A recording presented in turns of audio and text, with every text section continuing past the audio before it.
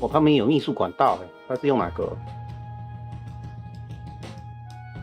他秘书管道没有啊？不对，它是固定。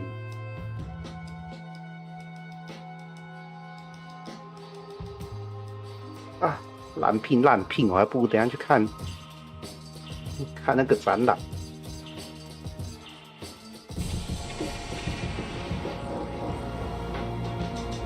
奇怪嘞，别人的聘都没问题。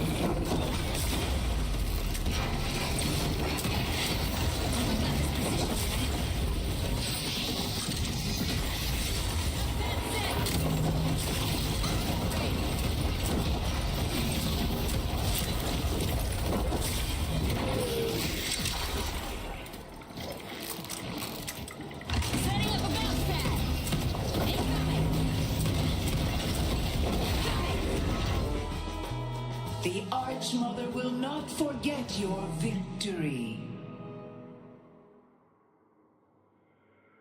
哦，开始了，来看一下吧。I'm just getting warmed up.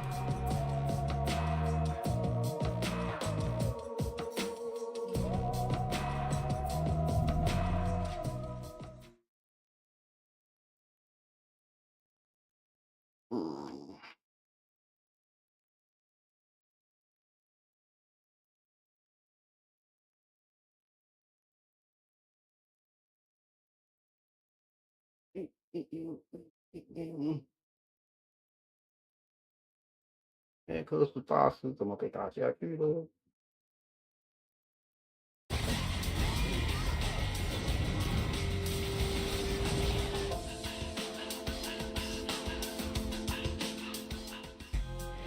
？Back at the Xbox showcase in June, one of the many cool things that we 他说今天 unveiled 比较 was the 少 Xbox 昨天那个到半夜 25th 一点。 anniversary collection with a translucent green Xbox Series X and Xbox wireless controller. And this limited edition collection celebrates 25 years of Xbox. Time flies. But since then, I think it's fair to 最好 say 是有 that 新 fans 东 have 西。 been eager to learn how to get their hands on these. And today we're excited to share more and also give you a closer look at what makes this collection so special. And joining me now are Scott Van Vliet, our Xbox Chief Technology Officer, and Carl Ledbetter, Head of Design for Xbox Devices. Welcome, guys. Welcome to Gamescom. Henry, thank you for having us here, man. Yeah, thank you. absolutely. It's my pleasure. And Scott, in particular, welcome to Xbox, because you only just joined us a few months ago as our first ever CTO. Why don't you break down for us, what does a CTO actually do? Yeah, well, first, I've been a fan of Xbox since day one. Okay. 不然那个聘真的玩不下去 was 啊 an！early beta tester of Xbox Live in 2002 and spent many hours getting kudos inside of Project Auto Racing, getting my butt kicked and getting pwned in campaign or Combat Evolved, and playing games like Hunter: The Reckoning and all other types of games like Morrowind and others that spent countless hours playing on this device. So to 还 be 是 here as YouTube 也 CTO 有， of 感觉看 Xbox is YouTube an 的 incredible honor and an incredible 比较 opportunity. 方便。 Now, in that role, I'm really a maker, if you think about it. I started my career as a software engineer and a builder of devices, but really I'm focused on making and building great experiences for our players. And so that includes building the hardware that Xbox produces, as well as the software that runs on our devices, the developer ecosystem and the platforms that developers use to publish their games and their technology on our platform. So really kind of the end-to-end system that helps bring value to players. Amazing. Yeah, so very much a connective kind of tissue that helps all the teams communicate with each other and just deliver great games. 有没有台湾的 Great devices. Xbox？ Awesome. Carl, you've been here a little bit longer, right? I've been here a little while. Yes. Yeah. You come with the furniture now, I think. Yeah. I think I need my own anniversary edition. But I will say one of the things that having been at Xbox since the beginning, like one of the first products I worked on was the design of the controller S, and this was in response to the Duke. The Duke is awesome. I know many of you out there love the Duke. It's very endearing. I got big hands. 那颜色还挺好看的。 Bingo. So the first challenge we had was how do we get the controller to fit in more hands? So the response to that was designing the controller S. That's where I started. I really love the fact that, because I remember when there was more deep dives on the Series X and S wireless controllers, that a lot was made of how much data was captured just to make sure that it fit even more hands. So the fact that that's like a through thread since the beginning of Xbox is really cool to see, and something that's continually iterated on. That's awesome. Well, before we dive in and learn a bit more about this incredible collection, Scott, you've got something you wanted to share? I do, Henry. I'm really excited to share that starting You want to tomorrow, share? our fans will be able to pre-order the 25th anniversary collection of our device. Amazing. Let's go. 这颜色真的还挺好看的。 Very nice. Right. But there's one more. Well, there's a addition? little bit additional details there. Yeah. In addition to the pre-order tomorrow, some of our most loyal fans would have already 标 received 题 email 改一 this 下 morning 哦。 with early access to pre-order starting today. No way. Where was my email? Yeah, you should check. Oh, okay. Later. We'll do that later. That's amazing news. So check your emails as well at home. Maybe you're one of the lucky ones, but if not, check back with us tomorrow, and you can get your own one of these. Which, yeah, I'm gonna have to do that. Is there anything else as well that is particularly exciting about this collection for people that are pre-ordering? There's one more fact to share, Henry. In addition to the console and the controller being included in the collection, pre-orders will include a copy of Halo Campaign Evolved in the box. Yes, back where it all began. I mean, I love Halo. I love the controller too. Is it possible for someone to be able to purchase just the controller on its own? Absolutely. Again, starting today, customers and our players can choose to pre-order that device, the 25th anniversary special edition controller, starting today. Nice. I think I will have to, because I'd want a second one to go along with the console itself. Unbelievable. Okay, everybody clear your calendars for tomorrow to get your pre-orders locked in. You don't want to miss it. But why don't we talk a bit more about this just stunning hardware? Like, well done, guys, by the way. First, Scott, why don't you tell me a little bit about what were the inspirations behind the anniversary collection? Well, there's a lot that went into designing this box, and actually, I'll hand it over to Carl, the team who actually worked on it and built it. All right, thanks, Scott. So we put our heart and soul into this design. I mean, going back 25 years, it's a pretty special moment. We wanted to create a product that was reflective of the journey we've been on with 研究到 players, 这种东西 over the 真的 past 越来 two 越难买， decades. 又越来越贵。 And so we started with the material. So the Xbox, the original Xbox limited edition console was in this exact same translucent green resin. And so we worked with the engineering team, we matched the resin, and we found a way to actually mold it on the console, the Series X25. And we've never done that before. No, so we're kind of, cool. Building new product muscle with this one. So it's an exact color match. It's an exact match. Wow. And so we're really proud of being able to do that. There's also a number of Easter eggs on this product. I'm not going to give any of them away. Come on. Fine. That's up for you at home to, once you get this, just explore. You'll find some really special things. But I will say, for the people who are at Gamescom here, we have a special exploded view display of the Xbox Series X25. And on that one, you can see around the fan shroud Master Chief's helmet. He's molded Master in Chief. special. Do not do this at home. That's right. Do not Take our explode your word for device. it. Yeah, Especially that. Do not open the device. Do not open the device. But for those of you at the show here, you can check it out. We also did a few other things. And so you'll see on the front of the console, it has the branding. 我需要看有什么新游戏消息呀、Xbox 那这样的话，它会不会公布那个 Ground 2啊？Ground 2它不是有在更新吗？不知道会不会在这次的那个展览公布它那个新的阿比斯。 Nice. So this is a true homage to the original branding for the Xbox. And that's just something that every time you turn on the console, is going to remind you of where we've come from and the journey we've been on together. can I talk a little bit about the controller? Please do. Okay. I'm not going to stop you. Yeah, the team just went all out. So, we talked earlier about the controller S design. So good. How to make it more comfortable. Yeah. Well, that was a lot of inspiration there. So on the controller, you'll see the ABXY colors are the same: red, blue, green, and yellow. It has the branding, the Xbox 25. On the back, I don't know if you can see that, we have the original Xbox logo. That's nice. Yeah, so that's printed on the back. And then for those of you who know, the controller S actually had the ABXY, but it had the C and Z buttons. They were white and black, and those later in life on the Xbox 360 became the bumpers. So what did we do? We made the bumpers in that same black and white. It's like pulling on my heartstrings. Yeah. Like literally bringing me back 25 years. It's awesome. Oh, That's it's so wonderful. cool. So, so that's just some of the design details that we did. We actually did one more thing. Oh? Never before done. So this console, each one will be laser etched and numbered. Unique. Yes. Yeah. That's sick. Oh my goodness. I can imagine already. People are going to be looking who got the 25. That's right. Who got the 117. The 117. That's right. Yes. That's going to be Yeah. a real chase for collectors. I love it. Love serialized. And you've absolutely nailed the design. As someone who's been playing from the OG Xbox, I didn't have a translucent green one. I had the black one. So this is a nice chance for me to own something that's a piece of gaming history and also just looks so sick. So congrats, guys. Yeah. You've really, really done a great job. And if you are at Gamescom, definitely check out the exploded view. Super cool. I'm kind of intrigued if I could get one like that and then maybe just put it together myself, because I'm a bit of a tinkerer sometimes, but I'll let you know. Well, it's been an absolute pleasure having you here, guys. Thank you so much for sharing all those details about the Xbox Series X 25 and, of course, the Xbox 25th anniversary controller as well. I'm not kidding. Get that reminder in your calendar so you don't miss the pre-order window. But hey, maybe check if you're one of our most loyal gamers and you got that early access email as well. But coming up, the Crazy Taxi World Tour continues with a jaunt through Germany unlike any other. But then we swap the pickaxe for a sword with an all-new game demo for Minecraft Dungeons 2. But Minecraft Dungeons 2 isn't the only big game coming to Xbox, with Gears of War E-Day, NBA 2K27, Call of Duty Modern Warfare 4, and Grand Theft Auto 6 all on the way. Xbox is truly the best place to play.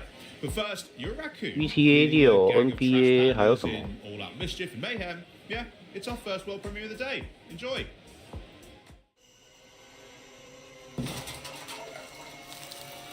这种好像你好邻居哦。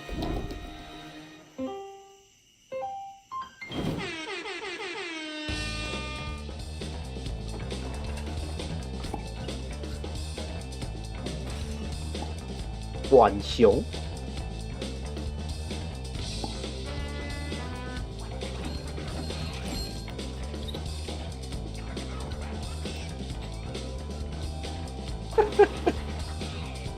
啊，就浣熊版的捡垃圾而已啊！哦，不是哎，是破坏游戏。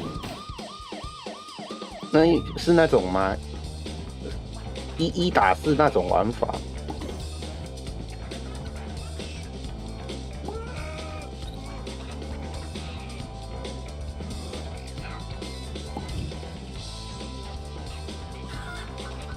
就 day by day 嘛。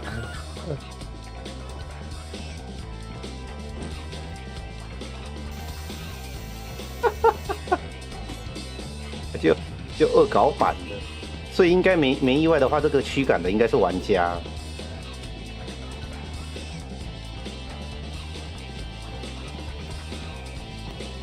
不然的话，这电脑觉得太笨了，很容易破。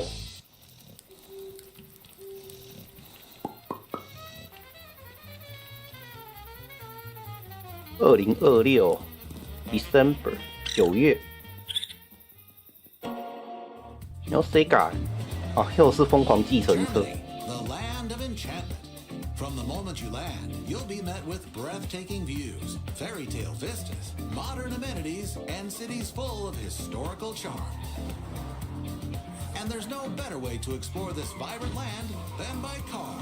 Experience historic villages, modern art, delicious sausages, fantasy castles, magical holiday markets, and pointier castles. The charm and atmosphere of the natural beauty is only beat by the colorful locals you'll run into along the way. These interactions can be quite magical. Naturally, no trip to Germany would be complete without a visit to the famous Autobahn. So, what are you waiting for? Explore Germany today. 哦，这里的比较完整诶，昨天那个只是公布画面而已，哦也没有。Close Beta 2027。Welcome to the home of Minecraft Dungeons 2 at Gamescom, right here at the Xbox booth. It's a beautiful scene with the seasons changing as fans wait their turn to get hands-on with the demo. You can see the booth is celebrating the brand new dimension for Minecraft Dungeons 2 that was announced last week, known only as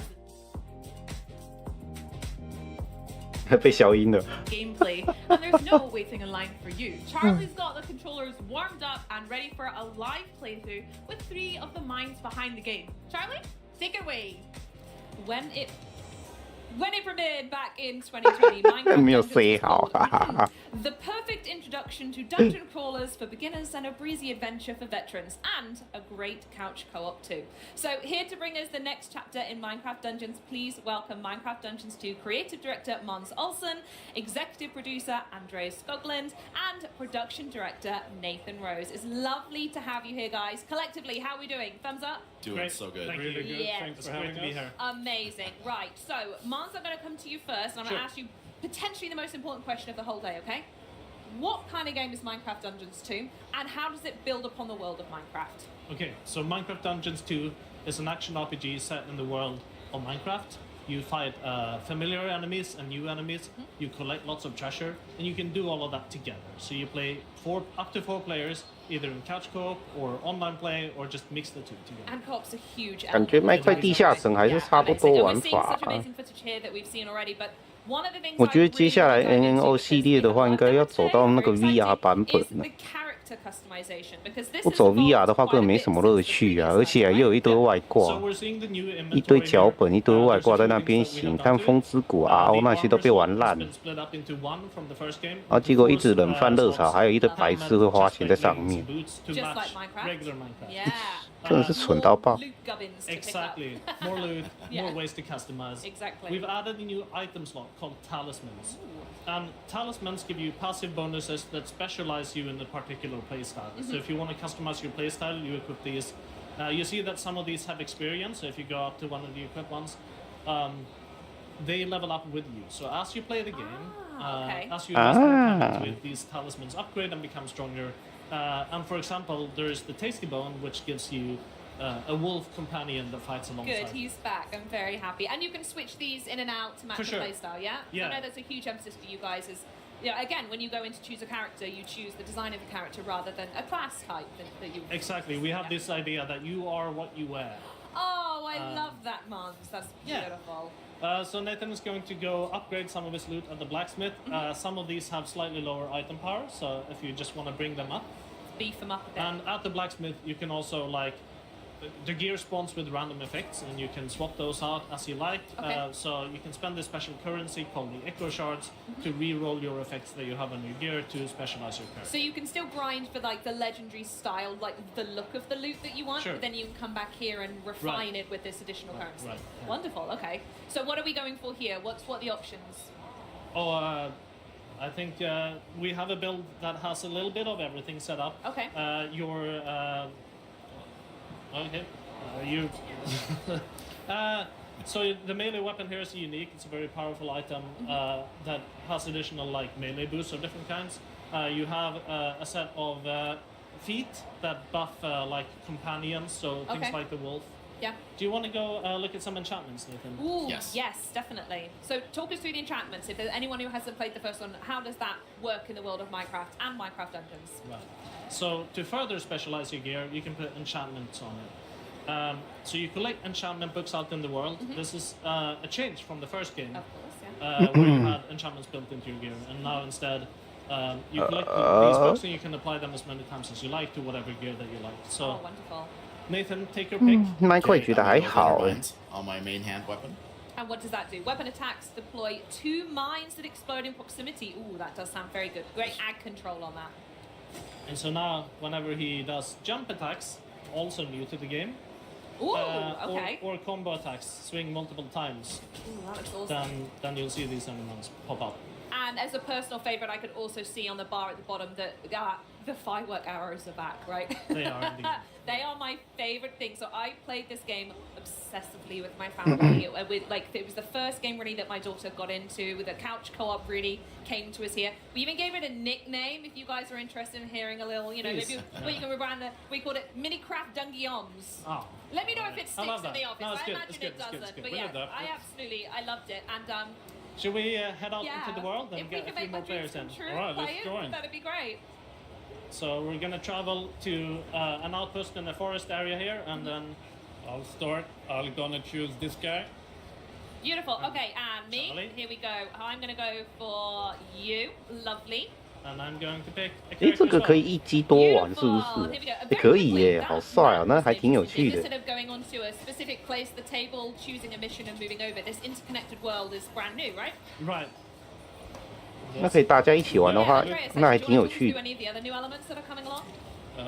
Sure. So what we did is that we took the original Dungeons 1 and we listened a lot to the community, what they loved about it, and we smacked a big old layer of freedom on top of it. Love that. So we want for Dungeons 2 that players have 这个 the 家 freedom 庭一起 to 玩的 play 话 the 很 game 好 they 玩 want。to. So Mons talked about, you know, you are what you wear. So depending on how you equip, you can play the game you want to.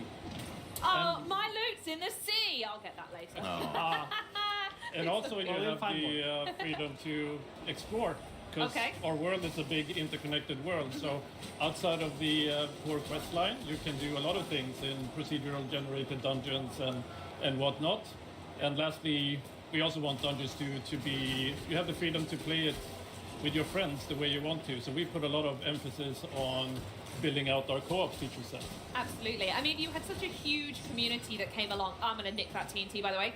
From the first game, millions and multi-millions of people played. So 这 what 就 was 是 it 为 like 什么 to 台 build upon 台湾 that 游戏业 foundation 都 when it 起 came 不 to 来， sequels? 他妈 Well, 什 the 么台 beautiful 北 thing 游 about 戏、 working on a sequel 台北 is 游 that 戏展 you can listen in 烂的 to 跟 what the 屎一样，都一堆 players 垃 love 圾手。 about the original and use that as a guiding star when you build the game. So really, 台北国际 we 电 wanted 玩 to 展 tap into 妈的 to 都 all 变 of those 台北 things. 国际手 Was 游 there one 展。 feature in particular that fans were really, really I mean, wanted the Mons most? mentioned it. We Oh, jumping dear. is a big one. I've got you. Someone But protect all in me. all, we Thank really you. want the game to be approachable for new players to the Minecraft genre here, but also have a lot of depth to returning players. We have actually the mini inventory that we could show off, The which mini is inventory. Oh, look at that! so in the Hold on, what do I press to get that?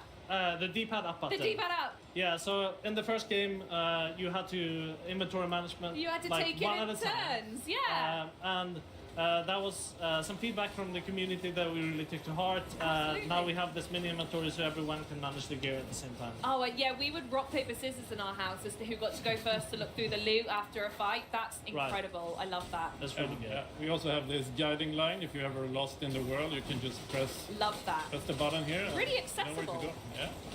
So we're 哦 gonna go over 那 to- 个 Oh, 士官长版本的 Xbox 要899 oh, that's another fan favorite. 哦，2-3万呢，好贵 It's 哦。 usually a Mons move. 8月 Another 27开始 implement 购 to this 买 game 预 is, 购， if multiple people revive at once, you 11月 revive faster, so 13 that's 号 something we were doing there. That's 11 月13号发售， So I'm looking at what 然 I've 后 got down here. What's this candle? 明天开始预购， That's the creeper candle. The creeper 看 candle. 贵爆了。 Like a creeper, it explodes. So you put it down, and then after a little while, it explodes, and it takes a bunch of enemies with it. Okay, perfect. Right, I'm going to test that up on the next adventure that we have. In fact, I'll tell you what. While I'm waiting for some poor innocent fool to put my creeper candle on, let's talk a little bit more about discovery and exploration and what makes this game as fantastic as it does. What's it like to expand this world even further for fans, Mons? So we just walked past this doorway. We didn't enter it, but that leads to a randomly generated dungeon. Oh, okay. And so you can enter those to find special currency, these echo shards that we use for enchanting and for upgrading the merchants in town. You can also get that currency by defeating soul corrupted mobs, one of which we see up here. Oh, it's this guy. Yeah, Oh, I'm so definitely that's dropping a candle there. Watch out, lads. Extra tough enemy, but once we get it, we should be seeing Nice. some of the special currency pop up. Oh, and well done, you we're all dings. collecting it. Great work. This is wonderful. Okay, and so we're just gonna walk up this tower and find the. Who's going to be up here? Well, let's see. Okay, all right then. Nathan, I wanted to ask you about the evolved co-op. 没有陷 experience as 阱 well. 哦 We spoke about it a little bit, and obviously we can see it on display here, but we mentioned it at the top. Co-op is such an integral experience to Minecraft Dungeons 2. 话说已 Can you 经 speak a 忘 little 了 bit more 一 about 代 what 到底 that's 长 like 什么 to bring 样 it 子。 together and what it means for the title? Yeah, absolutely. A big change that was made between Dungeons and Dungeons 2 around couch co-op is the ability to join a online multiplayer game within a couch co-op. 那只狗会 So say 浮 if 空 you're 哎 at，home playing with your family and you have an open spot for 被 another 掉下 player, 去。 you can matchmake 但 and 掉下 grab 去 another 可以 player 回 from 来 the 哎 internet to join your couch co-op. 啊，因为是一起用的。 It was Oh, a that's big amazing. change that was really necessary and something that our fans have been asking for. Yeah, I can imagine. Right, kill all them idiots. All right. Oh, this looks like what? Oh, the weather's not good either. No. Oh dear. 这里不是大王哦。 One of those infamous demo bugs here, but Oh, no. it's supposed to be a big boss fight. And you've robbed me from it. That's fine. I will have to wait and see it when it comes out. Nathan, do you want to take us to the forest and we can play some of the forest here? Yes. Oh yeah, absolutely. So yeah, let's talk a little bit about how we're going to get to the forest, the map, the world, how it all connects together. While we're setting that up, please, moms. This Right. stunning, by the way. Yeah, so we have this lovely map. There is things to do all over it. As you can see, there's like little indicators of side quests. Okay. Different, In fact, actually, I different think I've places just to been visit. told that we can't see it here, but everyone, there we go. We do have a clip. We had a little nice. practice on the boss fight, so actually we There can he just is. talk Let's over the look at that. footage Oh, and nice. how good I am. I don't think, yeah. So talk us through. Who are we seeing here? Right, so this is the copper monstrosity. It's a really 为 big 什么这 boss 感觉 fight, 是小朋友在玩的？ you encounter as part of the story. You're looking for somebody else, somebody called the Supreme Evoker. Okay. But actually, as you get here, you instead encounter this giant monstrosity to fight. And it's actually quite a challenging fight. This video is making it look easy. Because we're so good, right? But yeah, like it takes a beating. Yeah, I mean, it was a great fight. It was really, really fun. Yeah. And I felt like everyone, you're missing out. We had some great call-outs as well. Everyone looking after each other. I've thrown the TNT and everything. So again, the co-op comes perfectly into there. So do we want to touch on where we've landed here? So back into the regular, or are we going to... Let's have a look at where this goes, actually. This was really interesting when we I think when it's we an looked at interesting this. cutscene too. Yeah, talk to us about what we're about to see then. Right, so this is right after the fight. And we're seeing some of that quirky Minecraft humor in this cutscene. Yes, love that. I'm so glad you've kept that in. Yeah, we're picking up a note block, which is important to the story. We'll go into more details on that later, but Okay. as you can see, it's that easy to just... Laughing at him in the background. Is there any symbolism with the music box? Oh, there is. Yeah? Yeah, but we'll get into it at a future Okay. date. All right then. Well, on that note, talking of a future date, Minecraft Dungeons 2 does launch next month. It's not that far off, guys. I hope we're all excited. Are there any last thoughts you wanted to share with players before we wrap up? I mean, saying we're only 1 month out, I think this is a brilliant time to also pre-order our game, because it comes with a lot of really nice, items you get with pre-order. I mean, look at this cape. Cape is beautiful. Look at the chicken. Look at the chicken. That's the Soul Chicken Pet. Oh, I love them. Oh, so sweet. So this comes as part of the pre-order bonus, as you Yes. say. Yeah? So pre-order now, get these things, and we'll see you all in a month. I'll Yeah. meet you in the interconnected Absolutely. Yeah. world. I'll be jumping in all your lobbies. Well, Great. thank you so much for joining me today, guys. This was absolutely fantastic. Good luck with the rest of Gamescom as well. And yeah, thanks again for walking us through this demo experience. But coming up, it's the day that changed everything. The most important event in all of Gears下 of 一 War 个 lore. And we're not just talking about the long-awaited reunion of Marcus and Dom. We've got the latest on the campaign and what Gears fans should look out for when Gears of War E-Day drops later this year. But first, let's keep the party going with another world premiere. Know you what it is to behold the world's ending?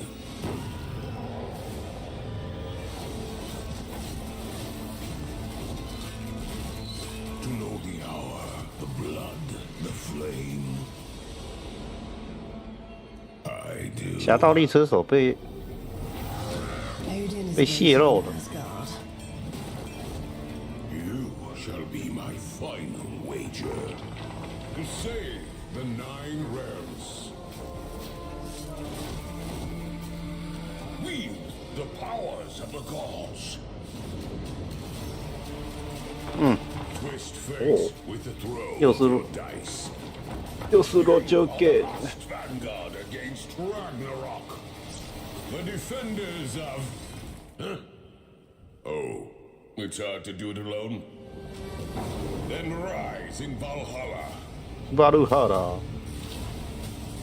Gather your brethren and fight together.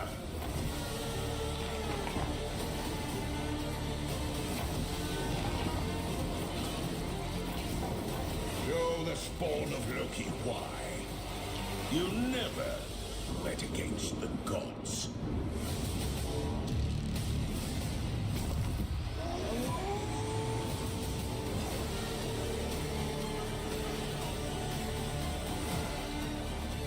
Well, it's a big year for Xbox, and we've got a lot going on here at Gamescom. We're celebrating 25 years of gaming, which is apt as we've got 25 games on the show floor here and more than 40 games in this show for all of you at home to enjoy.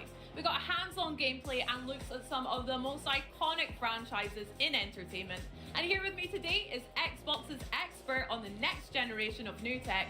Now, I think I prefer him by his other title, Master of Beards, none other than Jason Ronald himself. Welcome, Jason. How are you? I'm great, and I'm so excited to be here at Gamescom. Thank you so much for having me. No, of course. You've been to quite a few now. Is this number 10, right, for you? Yeah, you know, I love coming to Europe, and, you know, not only is it Europe, but Germany is so important to everything that we do. And so, it's, as you said, it's a really exciting year here for Gamescom, and we have so much going on. You know, last night at Opening Night Live, we showed a new set of footage for Gears of War, which I'm super excited to play in October. You know, we announced our partnership with CD Projekt Red to bring The Witcher 3 to Battle.net. 这里还打错字，79美元才2000多而已。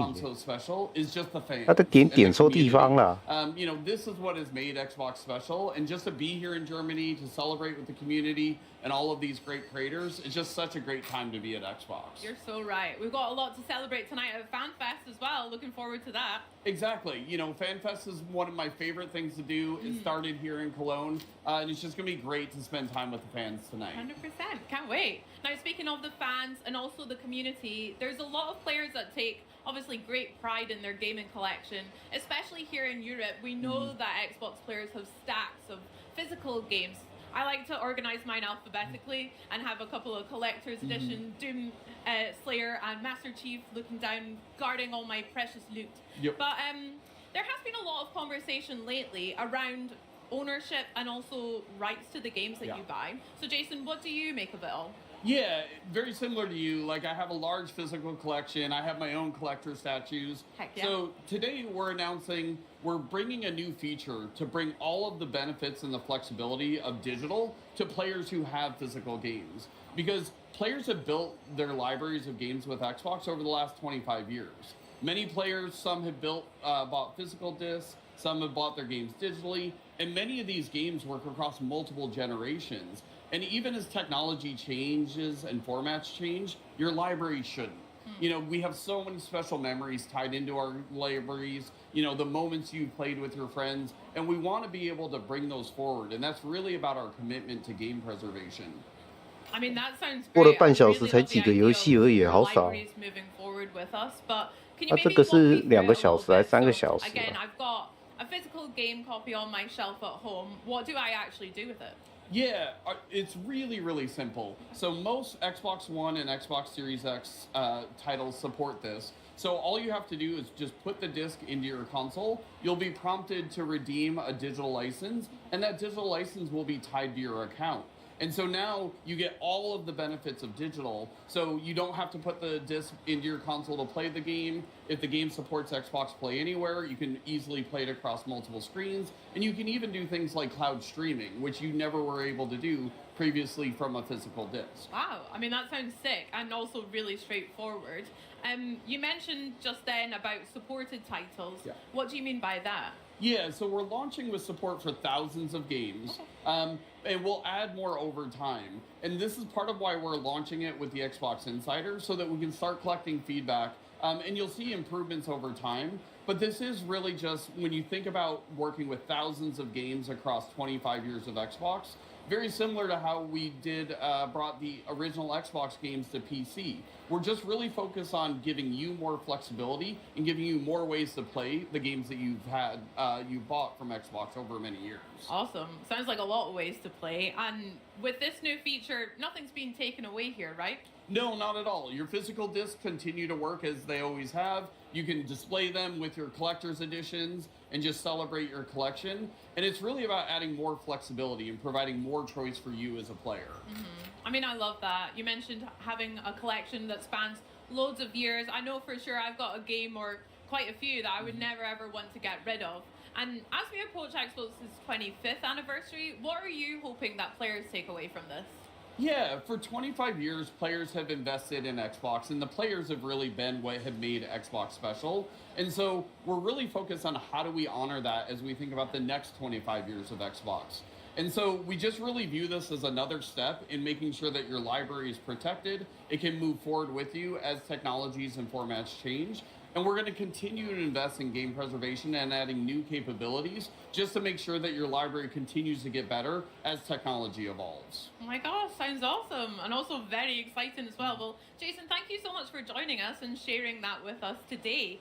And for Xbox Insiders, this feature begins rolling out next week on August 31st, with more details available on Xbox Wire. Coming up, it's the first emergence of the Horde as we catch up on the latest from Gears of War E-Day with the team from the Coalition. But first, it's time to sharpen your swords and brush up on your knowledge of ancient China. Queer Wins Me and the World Action RPG is sporting a new expansion, sure to delight fans everywhere. So take a look. The black gold is in there. Let's go. 这种中式风格的游戏讲英文感觉就怪到爆。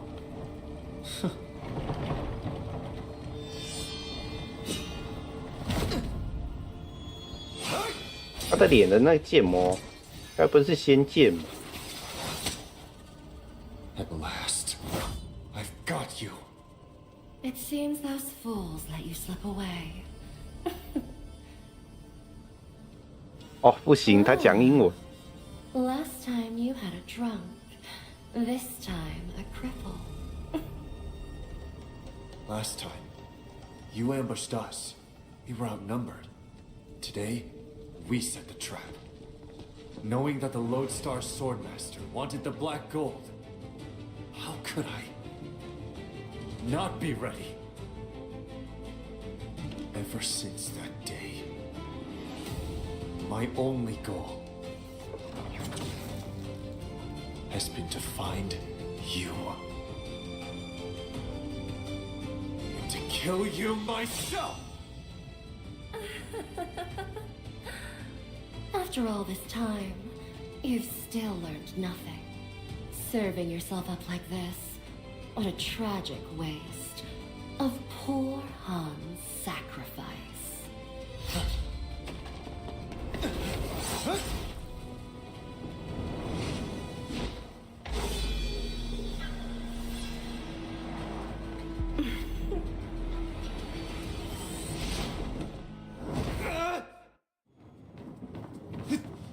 哦，又是动作游戏哟。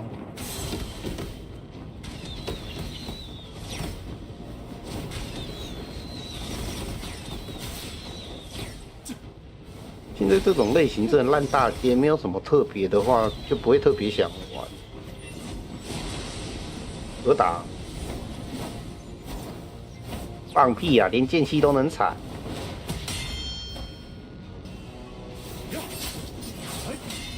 你看，又是魂 get，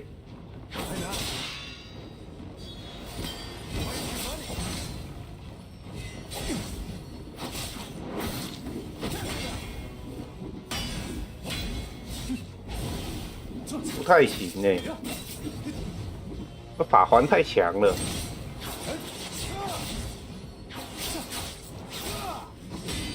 而且你发现最近中国都做一堆魂 get，那品质都参差不齐。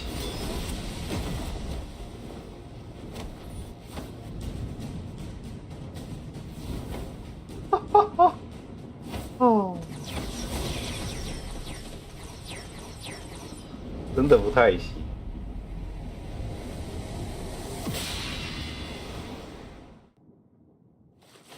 啊，这个应该是那个啦，阴影16周啦。我还想说奇怪，怎么那么挪？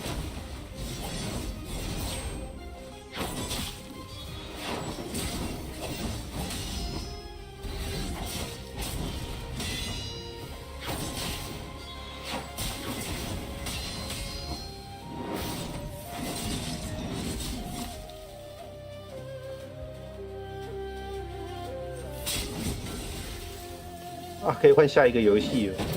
差不多它的内容就这样而已。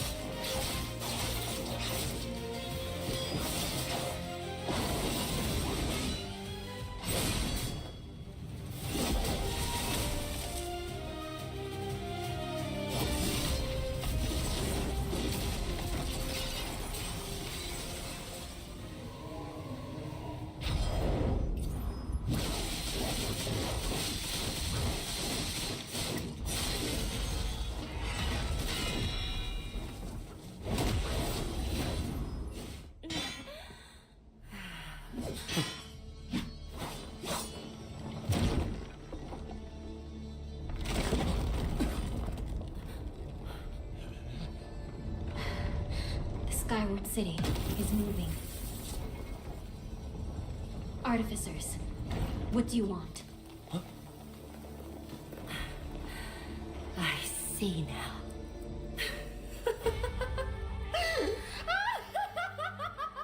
That old rat played me. 为什么他反派的建模做的好丑？ You won't get away! Huh?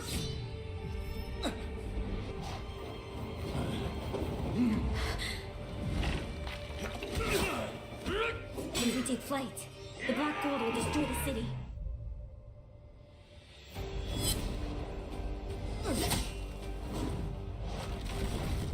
Huh?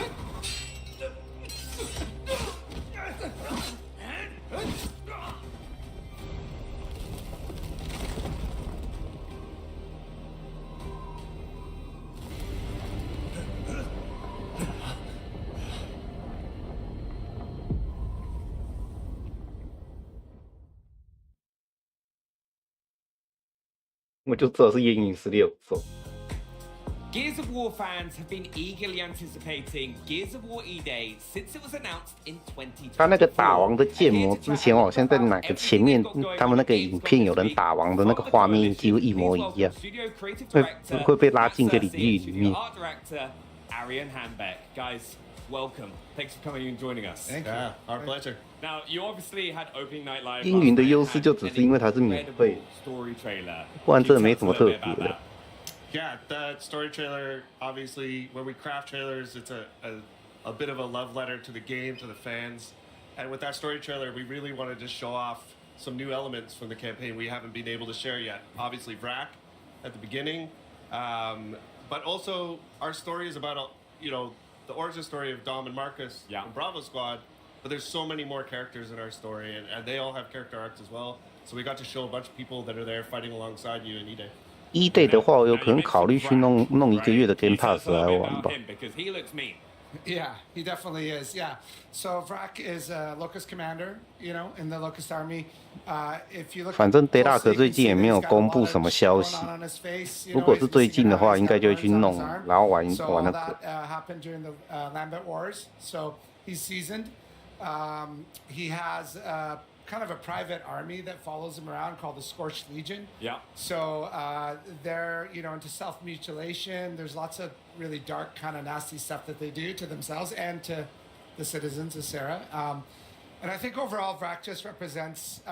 He's like the personification of the brutality and the actions that they do. They just want to kill everything they see, including the squad. Yeah, honestly, when he was just pouring that emulsion over people, I'm just there like, that's horrible. Yeah. But also, there's some of the weaponry and stuff that comes from that squad that's so fun to use. Absolutely, yeah. Now, campaign is a huge focus here at Gamescom. We've got it on the booth over here. Can you tell us a little bit about what people are going to be able to play when they come and play on the booth? Yeah, for sure. So we have a little bit of our beginning of Act 2. So it kind of starts the morning after E-Day. The squad has just come together, armored up, and they get sent on their first mission. So we get to play a bit of that. It's got this classical kind of Gears.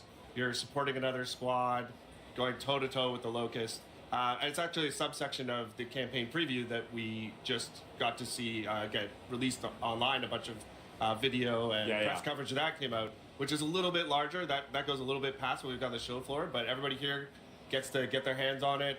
They get to hang out with the squad and some fun new characters as well. I actually had a lot of fun this morning watching people like Shadows and Hollow who were playing early. I was like, it looks so good. But all through the background of this mission, we can see a lot of the kind of details of the city of Kelowna. Can you tell us a bit about what people are going to be able to see around the world to kind of really help build that environment? Yeah, absolutely. So for the first time ever, you're playing a Gears game in a city that is alive. Yeah. Every other game has been destroyed. Everything's been destroyed. So that provides some really interesting opportunities and challenges.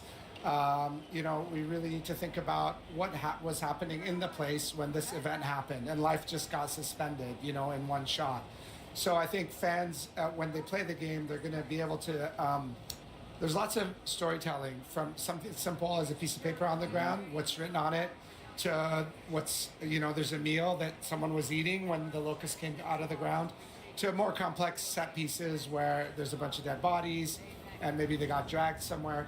So I think, it does pay to slow down just a little bit while you're playing the game and look around and just really take in all the detail that we've really loved putting into the game. You can also see in shots like that where you get glimpses of this whole city, which we built. We built the whole city, which is really cool. And there's this battle going on everywhere, right? So you see helicopters go by, you crisscross with other squads, which is what's happening in this mission. Just this kind of vibe that there's always a battle sort of raging across the city and you're just weaving your way through it. Yeah. I think also one of the things we do have to touch on, and you'll see this throughout the gameplay you're watching, it's like the destructible environment. It looks incredible. Yeah, for sure. Gears has always had destructible. 这一代的跑步会不一样哦。 Taken it to 那个青蛙姿。 here, you see some larger buildings come down at, 没有 at different moments in the game, just to make you constantly realize that not only is the immediate area 换弹 around 跟 you, 以前差不多。 having a battle in it, but the entire city, whether it's a block away, you can hear gunfire, you see a building come down, you see a little block of a street go down. It's all happening live as you play the game. Now, everything we're watching right now is single player, but Gears 我 fans 真的觉得 always 这 wanna 有 know about 玩 co-op. 玩个游戏 How do 光 you 追 tell 真 us 的超 about 级 that? 不需要，也不 of 浪 course. 费。 So co-op is near and dear to our hearts. I think it's one of the unique things that Gears has. Sort of 光追就只是一个噱头，让那个什么硬体赚钱而已，更没意义。你看以前不用失效呢，然后用那个。 Siege that are about multiple squads of 4 coming together. Of course, we've got PvP, which is 4v4. So campaign's got 4-player online co-op, 2-player split screen on console. All 4 players in the squad are playable, all 4 characters. And I think it's one of those games that it plays great on its own, but it just sort of comes to life when you're there with a friend, your ride or die buddy like Marcus and Dom. A lot of our mechanics sort of come to life a little bit more. terms of our enemies, obviously DD&O and a bunch of other stuff. It's a great experience. Yeah, you see it a few times, like if you get downs, like Dom coming to save you and stuff like that. Yeah, and different kinds of it, right? We have the rusher enemy that'll pin you, and he'll be on top of you so your buddy can come and stab him in the neck, or if you're playing with someone real, they can shoot him from far away. There's all sorts of examples like that. Yeah, I'm so excited like to hop on with the rest of the Xbox One team. There's all four of us like kind of flying our way through. It's going to be a lot of fun. But one of the other things in what I really like about Gears is there are multiple ways that you can approach scenarios. Like this is a bit more of a linear mission that you've said in the past. But what ways are people going to be able to approach different like situations they're going to come across? 这就是为什么到头来还是老游戏会比新游戏好玩。到最后还是要靠续作，可是续作的缺点就是你剧本写的接不起来或怪怪的，就会被骂。这就是战力时空3难产的问题。You catch a glimpse of in our campaign preview where the world opens up a little bit. We give you access to like multiple city blocks. There's a bunch of battles, like I said, going on different corners. You're always on your main objective. And we also add some new mechanics to the campaign. So we have our 重点是战力时空那个二代结尾真的超难接的，他老爸直接被捅死以后就停在那边，超尴尬的。Really invest in the gameplay sandbox. Yeah, now this is actually something I got really excited about when I was like watching through the gameplay earlier as well. Is what kind of mods are people going to be able to get their hands on, and how is that going to impact like the weapons that they're using? Well, it's a variety of mods, and some of them do little tweaks to the weapons. You know, they change the clip size or your range, so you can just tweak it to your preference. But some of them are like full-on attachments, like. You can take a Nasher and slap a bayonet on it. Yeah, so it's been really fun exploring. You know, when you use an attachment, some of them have visual representations on the gun, some of them don't. But you end up seeing people with different attachments. The guns can take a little bit more personality, and you start to understand how people like to play and what they like to do with their guns. Yeah, I also like it goes for the gear as well, isn't there? Absolutely. Yeah. And how are people going to be able to like find those like kind of mods to like upgrade their equipment? In the campaign, that's where the open sections really sort of come to life. There's a variety of ways you can get it. It pays to explore this game. You know, Ari was talking about there's a ton of environmental storytelling, but we've also hidden stuff around the world, collectibles, mods. We also have side objectives in some of our campaign missions where you can stop to help somebody optionally, another set of gears, some people that are trapped, and you get rewards for those as well. So it's really up to you. If you want to mainline it and do the main objectives, that's cool. You'll find some mods. If you want to fully explore the game, you'll find even more narrative tidbits. I'm really excited for that because you can just spend that extra time discovering the world if you want to. There's good surprises out there. I'm looking forward to finding them. Now, we've just had our first look at the Boomer, and he is way bigger than people maybe used to. Yeah, he's massive. There's actually a Boomer on the show floor here that people are taking pictures with, and you stand next to him. So in the game, the Boomer is 9 feet tall. This is quite a bit bigger than the Boomer's traditionally been in Gears. This goes back to this idea where we wanted to take the things people remember and amplify them a little bit. Yeah. And then it also introduces fun ways for him to enter the battlefield. There you can see he breaks through this tanker trailer that causes a bunch of fire and explosion. But he also doesn't fit through doorways. So if he's coming through a traditional door, he has to bust his way through. Oh my! So that just makes it a little more exciting when he makes an entrance. Yeah, you're like, oh, I'm fine. He's 9 foot. He can't get through here, and he just smashes it through. Yeah. No, I've got to say his weapon as well, because we all know the boom shot. Yeah. Right. This is like even bigger. It's a bigger boom shot. Yeah. Heavy machine gun. When we were going back and looking at revisiting old weapons, we always wanted to see if there was something else we could do. So you know, we've got like the prototype Lancer. We've got the heavy boom shot. Means you're really committing to carrying a rocket launcher around instead of just something in your bag. It's also opened up opportunities for us to add new weapons like the gut puncher, the cog grenade launcher. Yeah. It's like a little more skill use than the boom shot. You could time where your grenades go. So everything kind of found a new place. And we got to make some cool variations of weapons people have seen before. I love the breach shot as well. I think that's like fan favorite. Yeah. Some of my favorites. Super satisfying. And the active reloads is popping up on screen there. I just wanted to go through a couple of things because there's two features, right? One, it's in a different place than some fans may know, but also bullets are appearing a little bit earlier. Yeah. we put the active reload down in the center screen. We found through our testing that, for a lot of people, some returning fans, especially new fans, they just use it way more. If you're an old fan and you like it up and where it was, and that's 但是我发现台湾都没有人在看那个游戏发表 But 会 for，some guns, we also have this per 超 shell 少 reload 的。 mechanic, like on the breach shot, the Nasher. It's really cool because you can still get your active if you go all the way and you wait for it. But if you need that extra shot to get out of a clutch situation, there's a wretch in your face, or in PvP, a person right up on you, you can pop a load right into them as they come at you. Yeah, so it's just like a nice way you can kind of change based on the scenario you find yourself Exactly, in. yeah. And talking about scenarios you find yourself in, as we've been going through this level, you've kind of been walking into areas and there are like tons of kind of clues about things we may have missed or have happened in those areas before. Can you tell us a little bit about that? Yeah, so one of the main things that we try to impart is the brutality of this day. Emergence Day, 2/3 of the planet gets wiped out in one night. So if you kind of pay attention to the corpses a little bit, you'll see little storytelling things.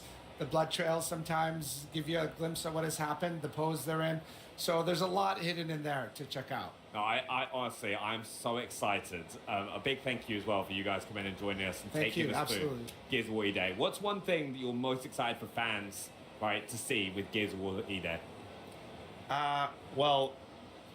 We shared a little bit each time here. I'm really excited for people to experience this story. I think this is one of a great Gears story. It's all the classic vibes and some great new characters and some really emotional Gears moments tied in with all the brutality. I think people are going to love it. Yeah, honestly, thank you both for coming and joining us. I really, really appreciate that. Thank you. And now, we are going to head over to Henry for more on Gears of War E-Day.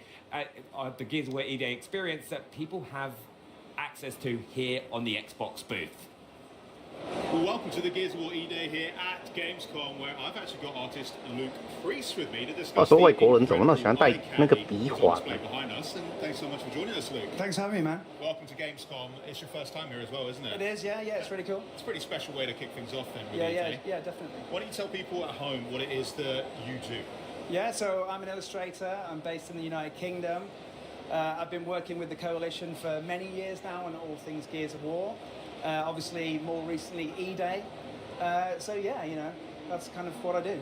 And this project in particular is pretty special. So Yes. let's talk a bit about that, because I can see that we've also got Gibson involved. Yeah, so yeah. that's pretty cool. Talk to us a bit about this partnership. Yeah, so we partnered with Gibson Guitars. They're amazing people at Gibson. And they sent us these guitars. They turned up and they were from the factory, so they didn't have the art on, and then my job was to paint this artwork onto the guitars. So. And if you don't know at home, these are particularly tasty guitars that Gibson have sent you, because we've got the SG over here, the Les Paul. These are iconic guitar silhouettes. Very iconic. Yeah. Amazing. Can you tell us a bit then about the design? So what inspired you to really lay down this artwork on top of these guitars? So what we wanted to do, we wanted to tap into the pillars in Gears, so the core pillars. So obviously with the Marcus guitar, we tapped into brutality. So that's feels quite violent and kind of visceral and very kind of, we tried to kind of cater it to the shape of the guitar as well. So you can see the blood splatter kind of flows across the guitar. You've got the kind of spinning. Yeah, that saw blade just fits right in. And the cog, obviously, which ties into Gears, and then we've got the skull, which is kind of shattered, so that adds that kind of violent, brutal feel. And then, obviously, moving over to the SG, we've got this is leaning into Dom, so this is tapping into the kind of pathos pillar. Okay. Which is sort of more kind of sad vibes and. So it's just and then we've got the angel wings, which is the nod to kind of the kind of Maria tattoo, and then that kind of flows to the shape of the SG. 等下一个游戏吧，我先弄个东西。 To the horns there, which is such a nice detail. I mean, how long was this project end to end? Each guitar probably took about 40 hours from start to finish, so everything's obviously hand painted. Yeah. In my studio at home. And honestly, it was just such an honor to work on this stuff. Gibson, super iconic. I play guitar myself. I do a lot of work in the music industry as well anyway, so it just ties in really nicely with that. So nice. Amazing. So yeah. But beyond the guitars themselves, and we'll get to the controller in a sec, I do want to tell people it's not just for show, because you can actually get your hands on either one of these amazing guitars if you head over to the Gibson Instagram page and you check out their announced post for more details on how you can potentially win one of these. And people here can also scan the QR code if you come down to the Xbox booth if you want to learn how to win one of these incredible, just beautiful pieces. You have brought something else along for us because there is something else going on in the middle there. So what? Oh, you've got another one. Yeah. Nice. So yes, this is a controller that I worked on. So I worked with the Xbox Design Lab on this. This is fully customizable as well. Sick. So you can like switch out the buttons and the sticks and stuff and make it your own. And this is tapping again into the brutality pillar. Yeah, I'm getting that brutality so vibe it's straight the away. vibe, and it's just try to make it feel super iconic and just have that. There's like the lances in there, the skulls. It feels really violent and absolutely. Yeah, just taps into that kind of that vibe. So yeah. Mate, I think you absolutely killed it with these designs. Thanks, man. So thanks so much for showing us Thanks so much. and talking us through it as well. If you want to get your hands on your own one of the E-Day limited edition Xbox Design Lab controllers, you can grab those beginning September 30th. So check out xbox.com for more information on that. I will definitely be doing that.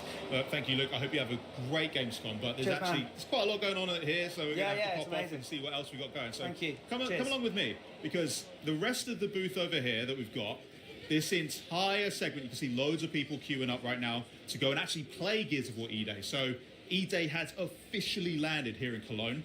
This is particularly cool. We've got a custom PC built in partnership with NVIDIA GeForce RTX. We've got the nice COG logo there on the cooler. I mean, just looks unreal. So if you're in town, come and check everything out. And then what you're going to want to see, Benny was not kidding when he said the boomers are huge. But besides the boomers, we've got a couple of other buddies that we want to be talking to, because joining me in front of this incredible statue and one of the many photo ops that we have on the Xbox booth is Senior Product Manager at the Coalition, Noah Benish, and GeForce Evangelist, Jacob from NVIDIA, to chat with us about Gears on PC. So, hello guys, How's it welcome going, to Andy? Gamescom. Is this your first Gamescom, or are you veterans at this point? Second Gamescom for me. Second? For me, I don't know, probably third or fourth, maybe. Okay, maybe and more. Who's the guy you brought with us as well? Is he going to say anything? He can say something. You're kidding. He can say something. Would you like him to? We could do that, yeah, definitely. Yeah? Okay, yeah. We'll get to that in a Okay. sec. Now, we should talk shop though, because Gears on PC is. Oh, someone's getting in. That's cool. I love That thing's really awesome. That is. I would Can love I to be take able that to, home? Yeah, I was going to say, I don't think it will fit. I don't think it'll fit in your carry-on. Yeah, we'll make it work. But tell me a little bit then about Gears on PC, because everyone here is checking out the game. Absolutely. We have Xbox players who are really excited. It's another console exclusive, but on PC, we've got some pretty cool features to talk about. So what exactly have you been working on that is exciting for PC players? Well, Henry, I think broadly the most important thing to know is that Gears of War E-Day is a game that is for PC players, built by PC players. So for us at the Coalition, at a bare minimum, that means supporting all the features you'd expect from a title like this, such as 32:9 and 21:9 ultra-wide support, including 21:9 cinematics in the campaign, extensive mouse and keyboard rebinding options, variable refresh rate, on-cap frames, and so much more that's hard to list off and mention here. Yeah. But beyond those sort of baseline features, we wanted to take the experience a little bit further for our PC players with advanced graphics technologies. And that's why last night we were so excited to announce that in partnership with NVIDIA, we've integrated deeply Mega Geometry into our game. Mega Geometry, okay. Yes. So I'm going to need you to run through what exactly we're talking about with that. Yeah, RTX Mega Geometry. I am super excited about RTX Mega Geometry. So Gears of War E-Day supports nanite, so you'll get really detailed environments, objects, and with RTX Mega Geometry, we can actually add ray tracing on all of the nanite geometry. So you'll get much better looking reflections, shadows, and I mean, it's just going to be way more immersive. You get 50 to 100 times the geometric detail with RTX Mega Geometry enabled. It's pretty amazing. That is intense. So just to break it down, we've got geometry, shapes, yeah, right, yeah.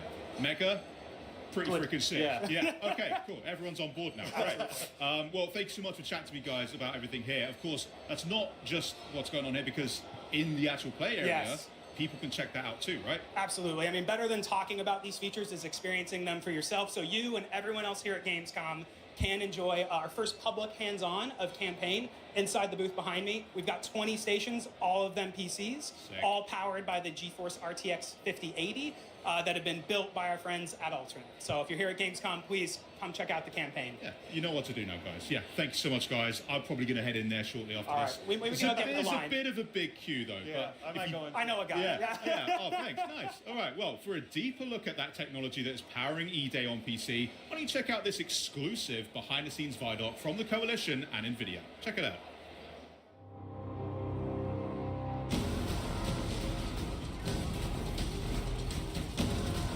Gears of War E-Day is the next game in the Gears of War franchise. It's the story of Emergence Day. It's going back to the beginning, when the Locusts first come out of the ground and start attacking. It is also a game that has been built from the ground up on Unreal Engine 5 with all new art and all new systems to push visual fidelity to a level we've never achieved before. Gears of War is probably best known as an Xbox franchise, but the PC has always been a very important platform that we're using to bring the most we possibly can to the game.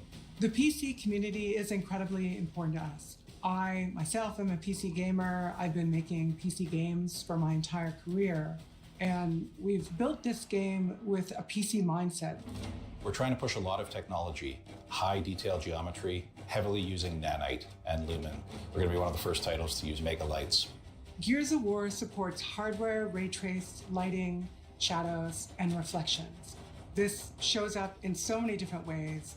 A great example is our pay and save. This is an environment that has TVs that have dynamic lighting coming off them and bouncing off the scene. There's a lot of dynamic elements to the game. I think one of my favorite things is tickers, watching them run through the level. You have this little glowing creature casting dynamic shadows all over the world, casting real-time global illumination, but don't watch them too long, they'll blow up on you. It's really noticeable on the muzzle flashes on our guns as you get this burst of flashing light and all the shadows that get cast off it. And we can have dynamic lights that sort of flicker. You can build this sense of tension and use lighting as a tool for visual storytelling and gameplay that we haven't been able to do before. Real-time reflections is something that's very cool for us. We have some really cool elements in the game that are nice and shiny. As you shoot glass and see real-time ray-traced reflections and translucency, all of that is dynamic in real time, which of course you wouldn't have with traditional baked lighting techniques. All in all, ray-traced lighting brings the dark, gritty vibe that we want to life in the game and really adds a level of realism and cohesiveness that's never been possible for us before. And on our ultra-spec or our ludicrous spec PC settings, we push ray tracing even farther with higher ray trace samples, more rays, but also RTX. We're going to be the first Unreal Engine title to show RTX Mega Geometry. This is really exciting because we're a very nanite-heavy title, but there's always been a bit of a discrepancy between what's available for us to happen at raster and what's available for us to happen when we're ray tracing. Mega Geometry allows us to use the same level of detail that we're using for nanite as our ray tracing basis. It pushes the visual ray trace scene to a higher level than we can achieve with Unreal Engine's technologies out of the box. You see some of the examples of foliage or shadow detail that is just crisper and has more fine detail in that shadow. You definitely get a lot more detail in a lot of the rock surfaces. They look just a lot sharper and a lot more correct. And as well, things like barbed wire, things that were just not possible to represent with the amount of triangles that we had available to us, all of a sudden look really nice. Our environments are incredibly dense. We have 100 times the geometric detail in our game than anywhere else. And being able to work with NVIDIA and bring mega geometry to this game really is going to show what games are going to look like in the future. DLSS and other super sampling techniques really allow us as a developer to perform more advanced graphics techniques that just wouldn't be possible to do if we were working at full resolution. It's something that allows you to take a lower res image and then using machine learning is able to upsample that to a larger image without really sacrificing the quality. We also support dynamic multi-frame generation, allowing you to push to the highest frame rates possible. And it's so important that we tie this with Reflex. Reflex lowers latency and improves the responsiveness of our game. It's something we think is very important, especially in a multiplayer environment. We're a very competitive game. You want to make sure that you have your enemy in focus and your reticle over them at all times. We want a nice, smooth frame rate, and we want that ultra responsive ability. 所以又 DLSS 4.5可以用到 Customization is a 200多， huge 那个 part of 比 why I play games on 100 PC, and it's part of what we wanted to make sure we're delivering for E-Day players. If they care about HDR, if they care about frame rate versus resolution, we want all of that choice available for players. I'm an ultra-wide player. I have really pushed the team to make sure that we are showing up strongly there. We have full support for native 21:9, gameplay up to 32:9, and all of our cinematics are also real-time and are rendered in ultra-wide. Our benchmark is something that's very important to us. It was something that has always been used by reviewers for years after we ship, and it's something we hope will be that way again. This is a very technically ambitious title, and I think we're going to push hardware for years to come. We've always built our games to showcase the latest technology and push what is possible in gaming. And working with NVIDIA, who share the same philosophy with us, we've been able to bring features like ray traced lighting, RTX mega geometry, DLSS, reflex. For players, this means delivering an experience that feels like they're playing a movie with the real-time performance that you expect in a high-end game.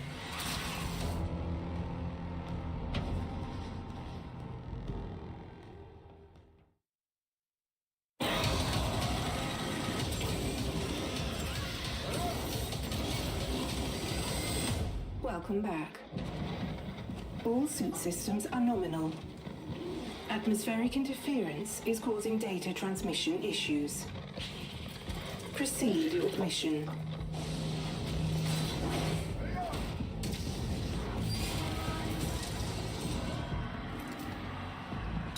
这是在玩什么？这是第一人称恐怖游戏，但感觉它那光线根本不会怕，打虫虫而已。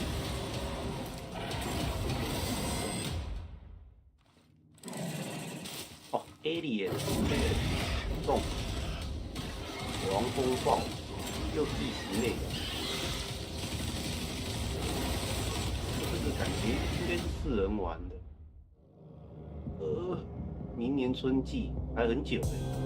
I love it when the title of a game so purely matches the gameplay, and here to break down what we just saw and give us an exclusive first look at what fans can expect in-game for Alien Deathstorm, please welcome Rebellion's head of design, Ben Fisher. Welcome. Hiya, how's it going?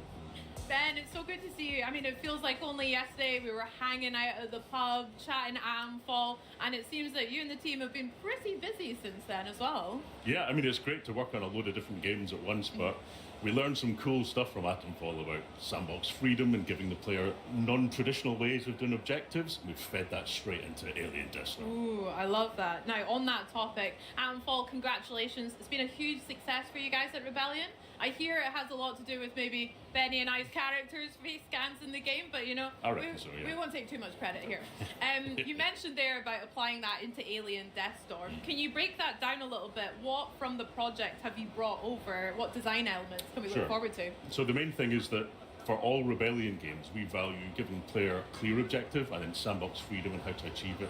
Sort of systemic game design, that sort of thing. We don't usually choreograph specific gameplay experiences, but build a possibility space for the player to take control. So exactly that same stuff has come across to Alien Deathstorm.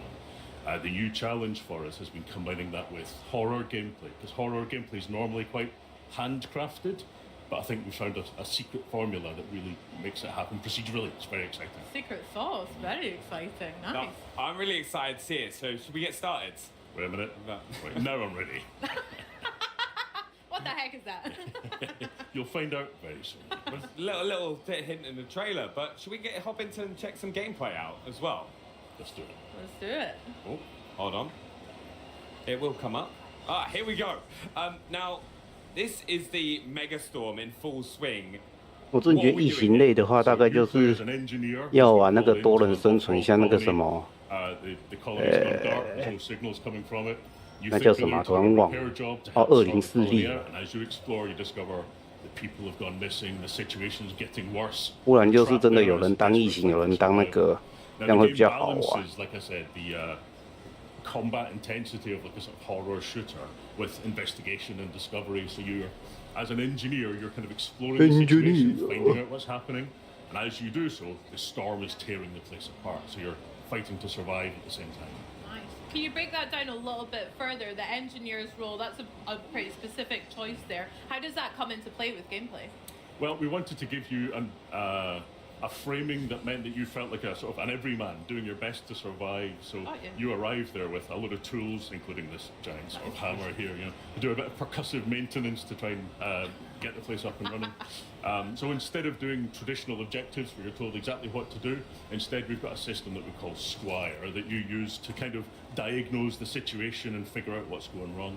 So what we can see here is the player exploring around, testing out the locations, trying to see what's happening and trying to piece together in their head how to tackle the ND 又搞了什么东西 ？AI Power Storytelling， early stages of meltdown. 反正跟游戏没相关的我都没兴趣。So the player has to be observant. They have to AI 现在就是拿来骗钱用的，实用性都还没有特别高。哎，乐高有那个蝙蝠侠，怎么没有看到？ I was just having a look at the HUD, right? And like stuff is popping up on the HUD all the time. Can you tell us a bit about that and like what players can see on the screen? Sure. Well, we want to give you lots of anticipation before a fight kicks off because as you're exploring, you know, you're making a load of noise, you're causing a load of mischief, and that's going to attract some attention. Yeah. So there's a tracker at the bottom of the screen that gives you pings of nearby movement. It'll get scrambled by radiation and things like that. So it's like a multi-purpose tool to help them explore and understand the situation. So combined with Squire as a way of doing objectives, it makes you feel like you're there. 但这里的异形跟那个原版异形不一样。 And who's the voice that we 同一 keep 个 hearing? 同一个故事的，然后变异嘛。 Little clues of what to do and how to explore, but never directly tells you exactly what to do. 可是这是感觉是单人游戏。 I'm a big fan of the naming Squire. That's very fitting. How many iterations did you guys have to go through for that name? Well, we always like to give things a kind of uniquely British twist, a uniquely British flavour to it, and it feels like a nice little, like friendly friend in your pocket kind of thing. So it seemed like a natural fit. Squire. Exactly that, yeah. Awesome. Now in the footage as well, I can hear some of 出 the 来喽 music！ making 话说这种很好笑， that 靠近的时候它就会 tension a 浮 bit 出 more 来。 buildable. You mentioned some horror scenarios too. 还是那是炸弹 How can fans of horror games expect Alien Deathstorm to fit into their spooks and scares like Benny did with from Rebellion? Well, I think this is one of the most exciting parts of the game because the jump scare that got you there might not happen for another player. Jump scare. It's all tuned around the player's exploration, the player's experiences. So, you know, as you're making a lot of noise and you're exploring, you might be attracting unwanted attention. You get a nice long bit of anticipation before the horrors turn up. But the fights and the encounters will be different for every single player. So it doesn't matter how many times you've gone through it before, you might never be prepared for what's about to happen. Exactly that. That's class. Now, looking at the objective as well, right? Right now, we're trying to repair and restore power to the reactor, right? What else is around here? What other kind of resource or enemies are we keeping an eye out for? Because in the trailer we saw a lot. And right on 这是 cue. 蟑螂吧？ So the player here has been poking around, attracting attention, and that's spawned some enemies because they heard the sound and they came to 用摇杆玩的那个 So there's 射 a 击 balance, 感 there's 真 a 的很 tension 强。 between scavenging for resources and trying to understand the situation, but you're going to be attracting attention to yourself, so that you know the fight might get worse. Is that risk versus reward all the time? You're like, actually, do I have enough, or should I just go 它 straight? 的 to 武 the 器 objective? 是那种会回能量 We。saw a couple of different scary looking guys there as well. Have they got different names? What kind of different enemy types can we expect? So in there is a Alien range of aliens throughout the game. In this demo, Jump here you scare see 最 stuff 强的还是 like FEAR 啦。 but, there's 一 a 代、 lot 二代 more 好像还 that's 不错， unlocked 但 over the 三 course 代 of the 只有 game. 这个东 But 西。 as 再来 devs, 比较 we 恐 don't 怖一 give 点的 away 就是那个 what 噩梦 aliens will be and what 那个 encounters 噩梦 because it's 以前我都不敢 dynamic. Wow, that's very exciting. And to defeat these aliens, right? We're gonna need weapons, just like what you've got on the desk. What weapons are players going to have in Alien Deathstorm? Yeah, so there's a good range of weapons. You'll only see, I think, 3 of them in this demo. And they're all very kind of grounded, real-world weapons because we felt like that kind of that suit the tone, that kind of gritty, 玩这种 grounded 就是要拿 sci-fi 下杠啊 environment. So you'll see an SMG here, the shotgun, a pistol that's always got ammo. And you can upgrade and tailor the weapons to your personal playstyle. So as you explore, you might find things like a holographic sight to help you aim the gun, and you might choose that that's your playstyle. You might prefer it. How does that actually work for weapons, the upgrade system in Alien Deathstorm? There's workbenches found throughout the game, and you sort of collect crafting materials as well, and blueprints for the various parts. Very good. Very fun. Do you have a favorite weapon that you want to talk about so far? I always love a shotgun. Nice. Can't go wrong. 男人就是要拿 Let's shotgun go 啊。 back into the world a bit, because Rebellion games have always had a great reputation for like 我来看 exploration, 看那个 Games discovering, 抗的到底 looking 是。 around with like new attachments.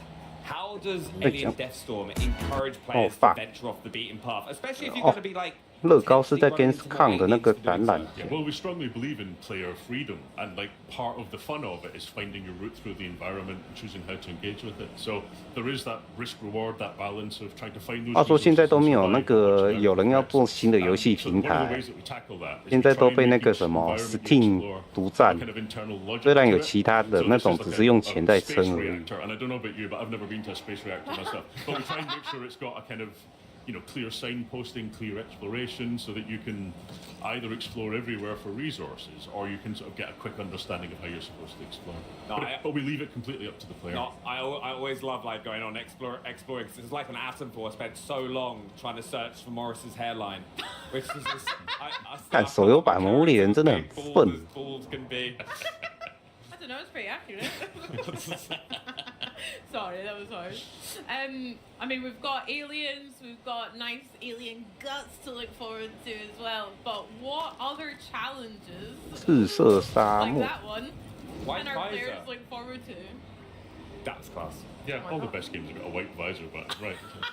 So you saw that there, but also if you're out in the storm getting pelted by the elements, you might have to wipe to be able to see what you're doing as well, which can lead to some really tense, exciting gunfights where you're trying to juggle visibility while shooting the aliens and trying to survive. So it's all about that kind of immersive, gritty, make you feel like you're really in the suit. 哥吉拉。 Something about Atomfall that we really enjoyed is collecting just everyday items that really grounds maybe the players, or especially for me, it feels like that. So having to deal with a lot of nuisance you wouldn't normally in real life or in video games is nice touch. Very good, Ben. It's also very helpful for putting together a cool trailer as well. Like it's the perfect transition. Yeah, nice swipe transition. Now we've said this a few times as well. Like as we're getting into these fights and the weapons that we're using, what else helps make each encounter unique that you're running into? Because you've said a few times that you never know what's going to happen. 我真觉得这个新的洛克人还是跟以前麦提9号好像。 Making a load of noise, and 都变 Q 版。 You can fine tune to encourage encounters in certain situations, to kind of build set pieces a little bit. There's a balance between dynamic and making sure that you'll have those high points. But we absolutely don't know with each time what encounter you're going to hit. All of the spaces are designed so that no matter what kind of encounter you get in them, it's going to be an interesting fight. And as you blend different kinds of aliens at once, your strategy has to become much more complicated. I bet that must be quite a challenge when there are a variety of them around like this, swapping weapons or tactics, etc. Yeah, so a lot of the fun in the game comes from splitting the player's attention between trying to solve the puzzle of the environment and then having to deal with unpredictable aliens coming from every direction. Can we get into a little bit as well, like some of the equipment that you have access to? Because we just did a stim there as well. Yeah, so in this trailer here, you'll see stims and grenades as a couple of additional pieces of equipment you've got. There are more to come in the full game. You can also throw flares to light up the environment ahead of you. Nice. And like, what are kind of so right now, as we're kind of making our way through the level, what else should players be looking out for? Well, at this exact point in time, looking out for the alien that's jumping at their head. Okay, we've made it to the reactor as well. Is that right? Very cool. So you never quite know when the fight's going to cool down, or if it's going to bloom back up and you're going to have to encounter more aliens. So you've really got to keep your wits about you. And in this space here, you can see that the tracker has, the scanner is noisy. Yeah. So because you're near, 就只是打一星的游戏而已。 it's messing with your equipment, so you lose a little bit of health. 到头来这种还是要看他的那个故事介绍。 Also, with these big fights kicking off, what are some of the most effective tactics that players could kind of use to get those situations? Because you obviously want to kind of thin the horde down at times, so you can then go back to exploring the area. Yeah. So a lot of the time, like this encounter here, you can see that there's a fight has kicked off in this space, but the player can still do a runner if they choose to. So you've always got the opportunity to reposition and choose a best place to defend yourself. And you hear the aliens coming with a lot of notice before they actually arrive, before they start climbing down the walls and piling out of the air vents. So you've got lots of time to choose a spot that you think's defensible. Doesn't always work. That's very smart. Oh. Well, that looked pretty busy there.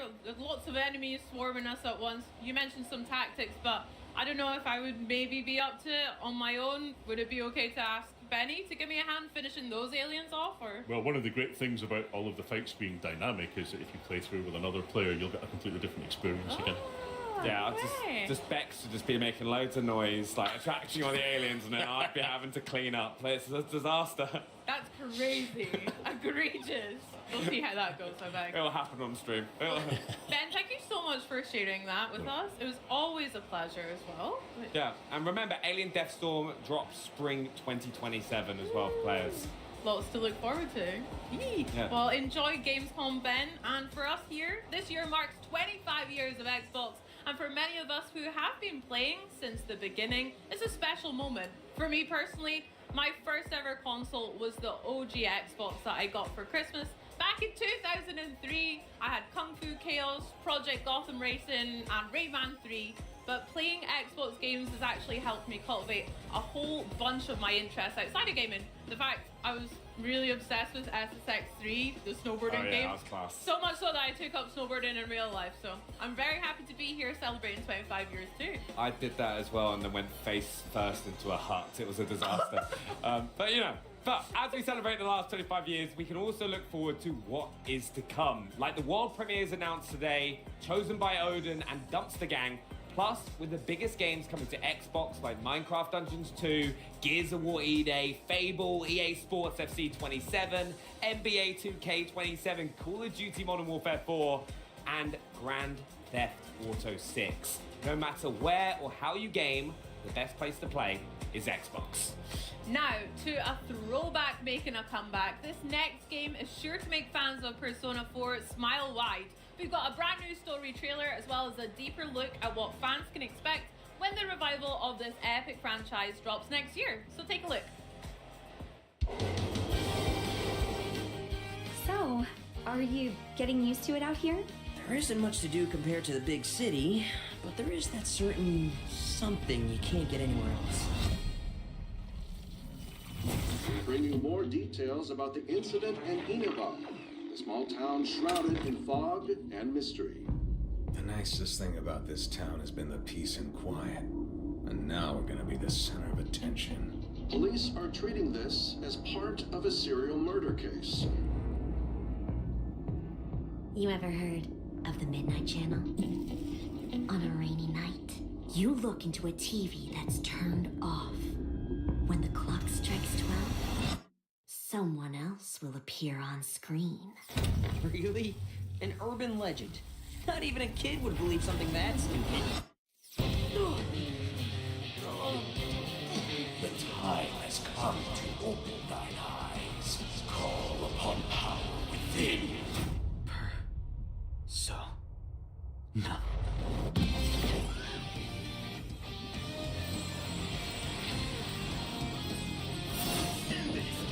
It's here.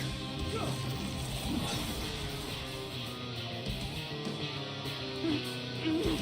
No! Who are you? I'm your shadow, and there's nothing about you that I don't know. I don't believe you. You're not me! Doesn't it seem like that world in the TV has to be related to Senpai and Yamano's deaths?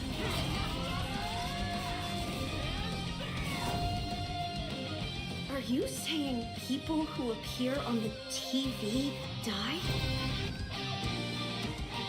Whatever's going on here, we're getting to the bottom of it.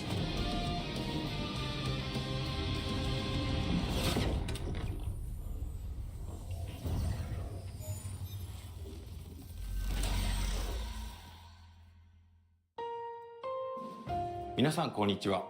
ペルソナスタジオゼネラルプロデューサーの和田和久です。先ほどご覧いただいたストーリートレーラーではペルソナ4リバイバルの新たな姿をご紹介しました。本作は静かな地方都市を舞台に連続殺人事件とそこで次第に明らかになっていく隠された真実を追い求める物語です。しかしペルソナ4は単に事件の真相を追うだけの作品ではありません。その根底にあるのは人と人とのつながり、自分自身についての真実を見つけていくこと、そしてそうした絆の中で紡がれていく人間ドラマを描いた物語です。Someone in town is definitely kidnapping people and throwing them into the TV. これらの対比こそがペルソナ4を特別な作品にしています。明るく青春に満ち、思わず笑みがこぼれるような親しみやすさや人との距離の近さを感じたかと思えば、次の瞬間には不穏な空気に包まれることもあります。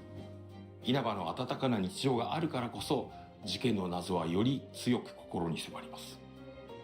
そしてその事件を取り巻く闇が深いからこそ、仲間と過ごす何気ない难怪现在的游戏都没什么创新，一堆都是抄来抄去，不然就是拿旧的然后升级画质。本作はペルソナというシリーズを最も象徴难怪的に近几年都没有什么特别的游戏蹦出来。地方都市で高校生活を送り、人々との出会い、関係を築きながら、一日一日をどのように過ごすかを選択していく。そして日常の裏側今天也是一样，没有什么テレビの中に惊喜広が。るもう一つの世界が存在しています。そこで仲間との絆が力となって、自らを支える大きな武器となります。 Trust me, we know you can push your limits. 日常と非日常を我真的觉得日本游戏不用日文，中国游戏不用中文，就是那么强到爆。そしてペルソナ4ではその体験がさらに深い謎と結びついています。 It's the picture we took the other day with all the other part-timers. この物語が描いているのは、人が心の奥に隠しているもの、目を背け続けているもの、そしていつか隠し続けることのできなくなった真実と向き合う瞬間です。こうしたテーマこそが今なお多くの方々に愛され続けている理由の一つだと思います。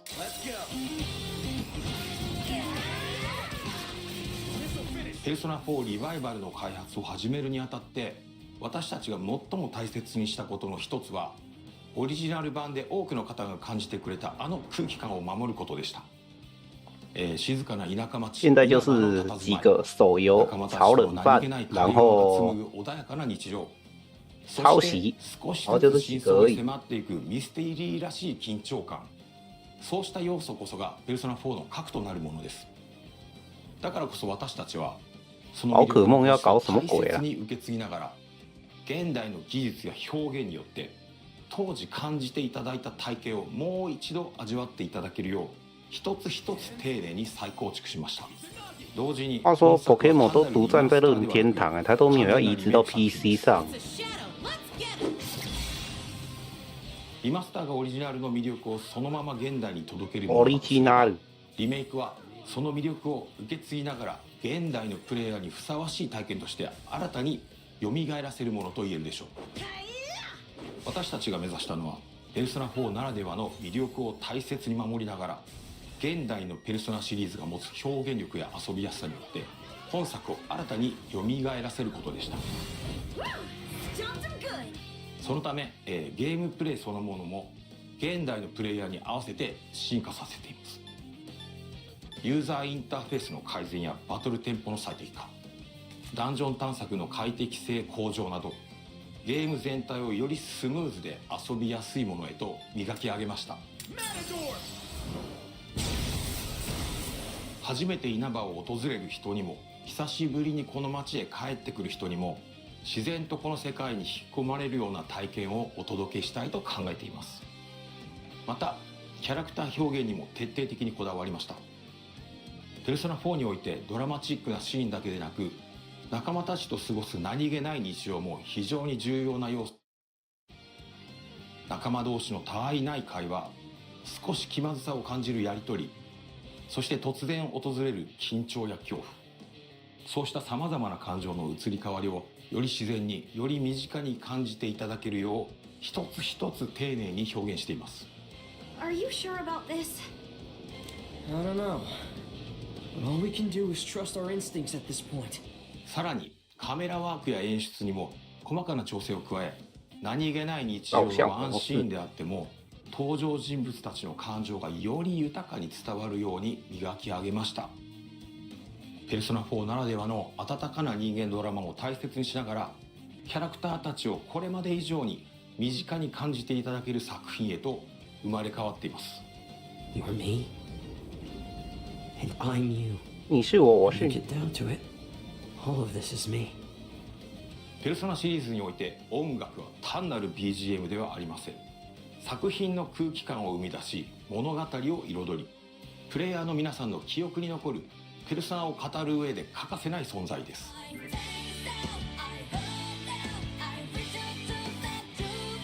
中でもペルソナ4は音楽も多くの皆さんに愛されてきました。だからこそその魅力を損なうことなく、オリジナル版への敬意を大切にしながらサウンド制作に取り組みました。替身使者。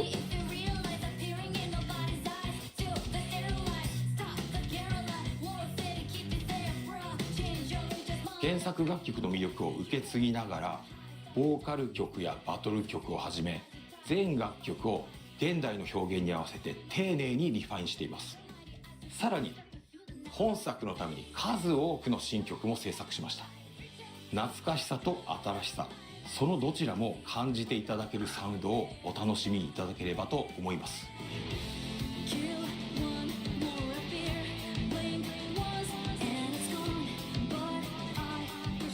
さて、ペルソナ4リバイバルについてご紹介してきましたが、いかがでしたでしょうか。今後さらに多くの情報をお届けできることを我々ペルソナチーム一同楽しみにしています。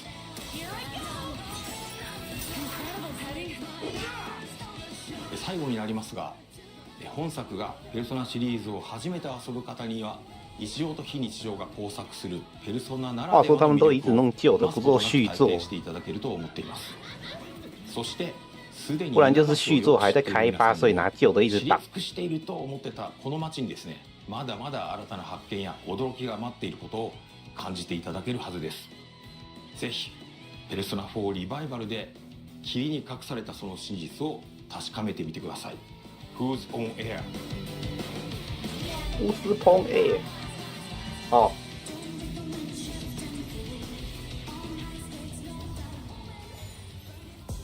Now, there are few games more synonymous with beautiful environments, immersive puzzles, and fluid combat than Tomb Raider. And as someone who has played Tomb Raider Legend, Underworld, Anniversary, the original, etc., so much that I can still recite a bunch of the cutscenes from Xbox memory,来个 I am 惊喜吧。 particularly excited to be talking about this next chapter in the legendary franchise. Here with an extended look at the mysteries of Peru in the new Tomb Raider Legacy of Atlantis, please welcome Crystal Dynamics Experience Director Jeff Adams and Flying Wild Hogs Art Director Eric Tomaszewski. Welcome guys! How are you? How's your Gamescom going? 看到12点吧。 So far, so good. Good. Fantastic. I couldn't ask for more. 没有什么特别的，就休息 So 了。 excited, as you can maybe tell, to see what you've got for us today. So set us up, set the scene. What can we look to expect from the gameplay? So today we're going to be taking a nice in-depth look at. 结果是古墓奇兵， This is Lara 又是一个冷饭热 on 炒 the。hunt for the tomb of Qualopec, and so she has to engage with this iconic location, but it really shows how we are putting reimagining at the forefront to make sure we're preserving familiarity, but at the same time introducing new challenge. Yeah. Now, Jeff, you literally just said reimagining versus like a remake or remaster. Can you tell me a little bit about what that means to your team as well as for the 话 players? 说这些接手的应该都不是原班人马了吧？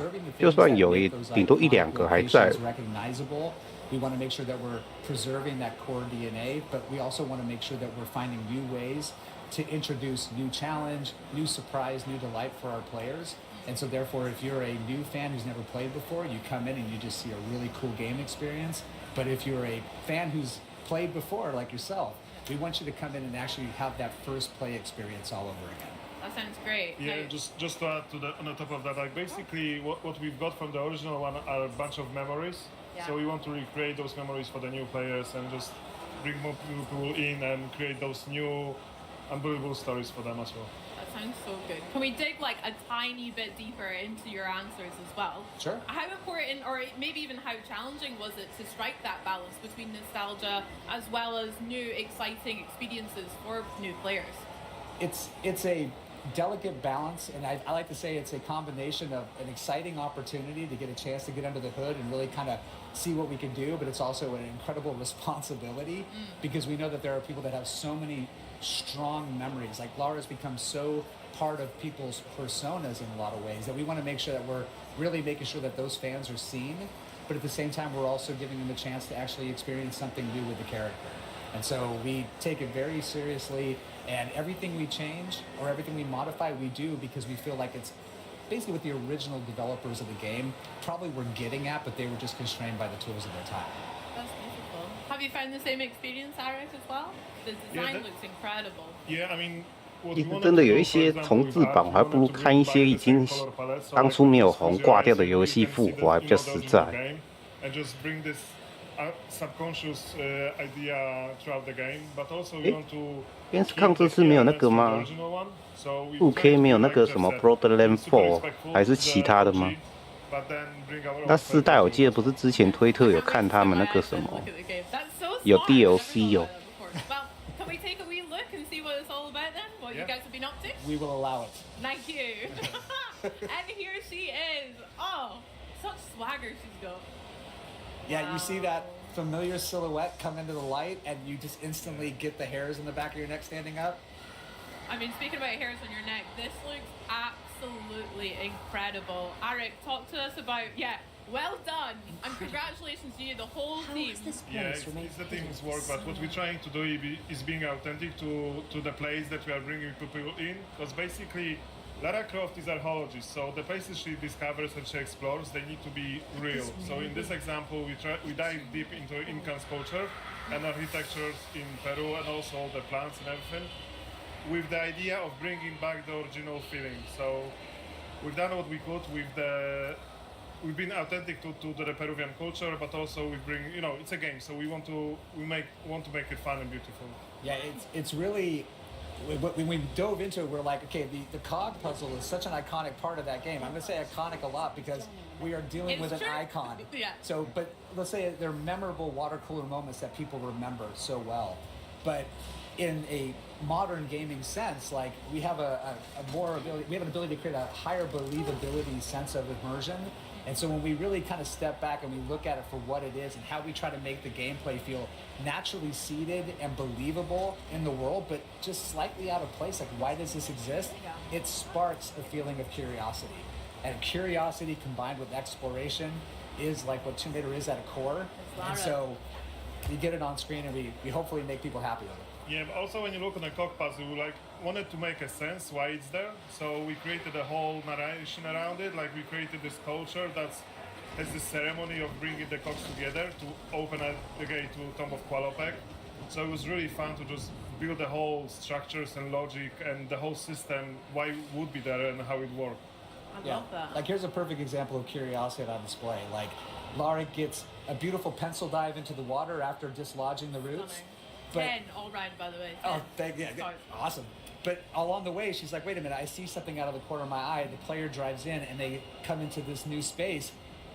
You may have never missed this unless you or you may never seen it if you had not taken a chance to actually just look around for a beat. I mean, speaking about looking around, is there maybe particular details that you guys are really proud of or that you want players to really notice in the environment of the game? From an environment perspective, for me, was the most important. I want people to immerse in the game, and I don't want to break this immersion, so I wanted to build everything with the logic. So everything, all the mechanisms, all the puzzles, they need to be there for a reason. And me and our team, we really worked really hard to make sure that every single puzzle, every single obstacle that Lara meets, it makes sense. So when you dive deep into the environment, into the world that we are playing, it's there because someone built it, not because the game requires it to. And we don't want the environment to feel like it's a heritage site. I mean, we're in the wild. This is a lost city, lost to time that we're discovering. And as a result, we have the opportunity to kind of do some storytelling tricks where we can actually say, hey, this is a culture that evolved in isolation for a while. So how do you preserve what we know about Incan culture, but at the same time, give it a uniqueness to say, hey, it's unmistakably Tomb Raider, but it's that way because they just evolved in isolation for a while. And when you play the game, you're going to find out why. Yeah. Sick. And then you can have a lot of fun with the overgrown aesthetic, as well as obviously some of the dirt that Lara's picked up as she's traversing through these environments. That's sick. Yeah, I mean, that's a part of just making sure that the environment feels like you are the person who discovered the first in a very, very long time, because that's what she does, and we want to make sure that that's how it feels as well. Yeah, and Lara's she's not a delicate flower. She looks good, but she is going to get her hands dirty. She's going to dig in. Heck yeah. She's going to go anywhere, and she's going to follow her instincts, similar to how she's doing here. She's like, I need that cog to get that puzzle moving. I found one, but that has opened up the path to somewhere else. So curiosity is driving her. You're going to be along, helping her find that way, and we get into beautiful traversal that makes sure that Lara's physical attribute, her abilities, her athleticism is on full display in these moments. She's at her peak, right? She's at her peak. Yep. Love that. Now, the puzzles, like you mentioned, they are such an iconic part of Tomb Raider for me as well. There's so many that I remember from Greece, Egypt, all of the levels. Can you go a little bit deeper about how you've evolved them for Legacy of Atlantis? Similar to when we talked about reimagining, it's about saying, hey, this puzzle as it existed, what was the original intent here? And if that intent is something that we are like, hey, that's a really strong guiding principle, how do we take that and make it the ultimate version of what it intends to be? Sometimes that means sticking very close to the formula. Sometimes it means deviating into another area, but we do so in a way that's very thoughtful and very precise, because we never want to make it feel like we're ignoring the history of this adventure that we're reimagining. We want it to feel like it's the re-debut of this game. And so adding new details like giving her gear items that allow her to extract more lore from the world, preserving some of those classic abilities like push-pull, traversal being fluid and dynamic. We'll get into combat a little bit later, but these are all just Tomb Raider things at the core.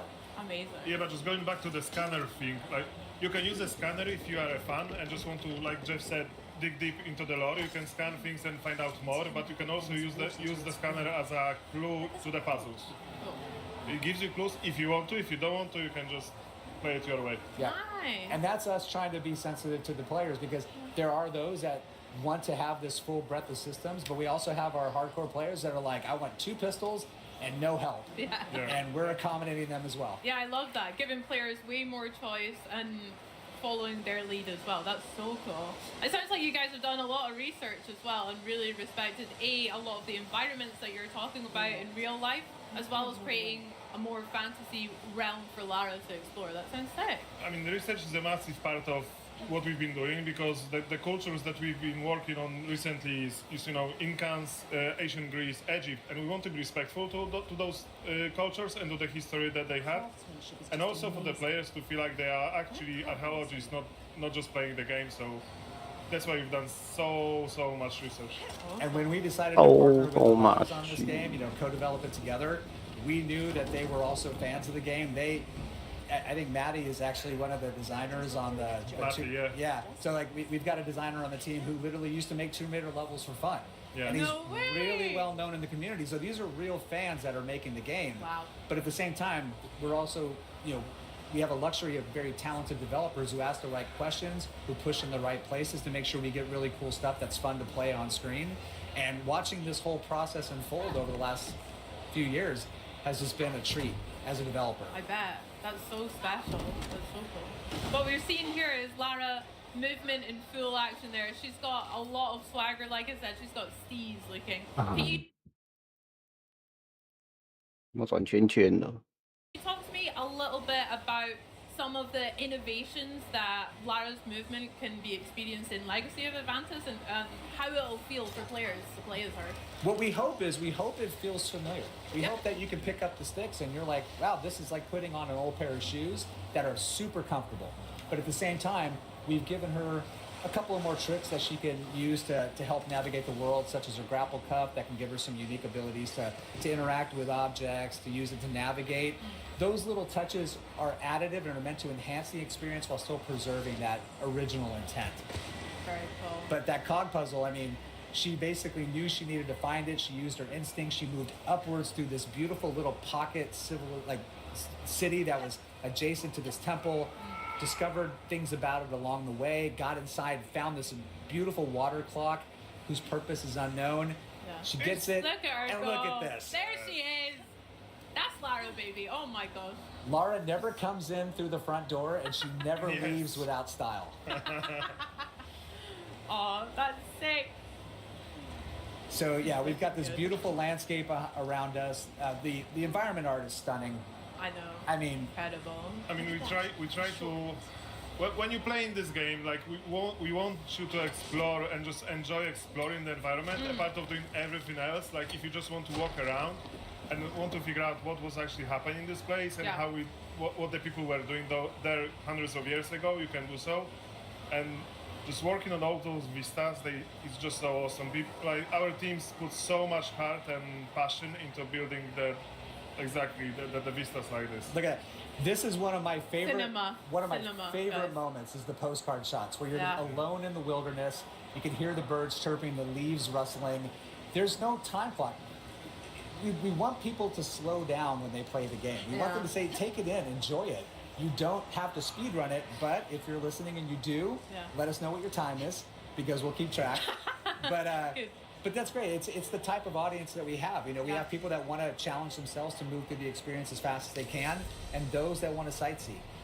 And the game just is welcoming to all. I'll be sightseeing for sure. I've got tears in my eyes. I'm not even joking. That is absolutely incredible. Wow. I wanted to go back a little bit and talk a little bit more about Lara's toolkit and how that's evolved here. So we've mentioned her grapple hook, we saw the scanner in action as well. How is that really going to affect the gameplay for players, and what other tools has she got up her sleeve? Well, we've got like you said, the two items that we've already discussed. Nice. And as Arctic mentioned, the scanner has some dual functionality. It can not only give you some hints that are optional if you don't want to engage with it, but it also gives you some world lore. But on top of that, we've got some things under the hood in her PDA that we can use to help give her some slightly different skill attributes if you want to equip her in a certain way to help meet challenges as you face them. We've got our crafting system because we want to make sure that, you know, finding med packs in the middle of the jungle. It's cool. A little bit old school, yeah. In a tomb 10,000 years old, has lucky that there's a first aid kit here. What do you mean? They're not there all the time? No. 最好这样拉会直接附在上面，我在把布里。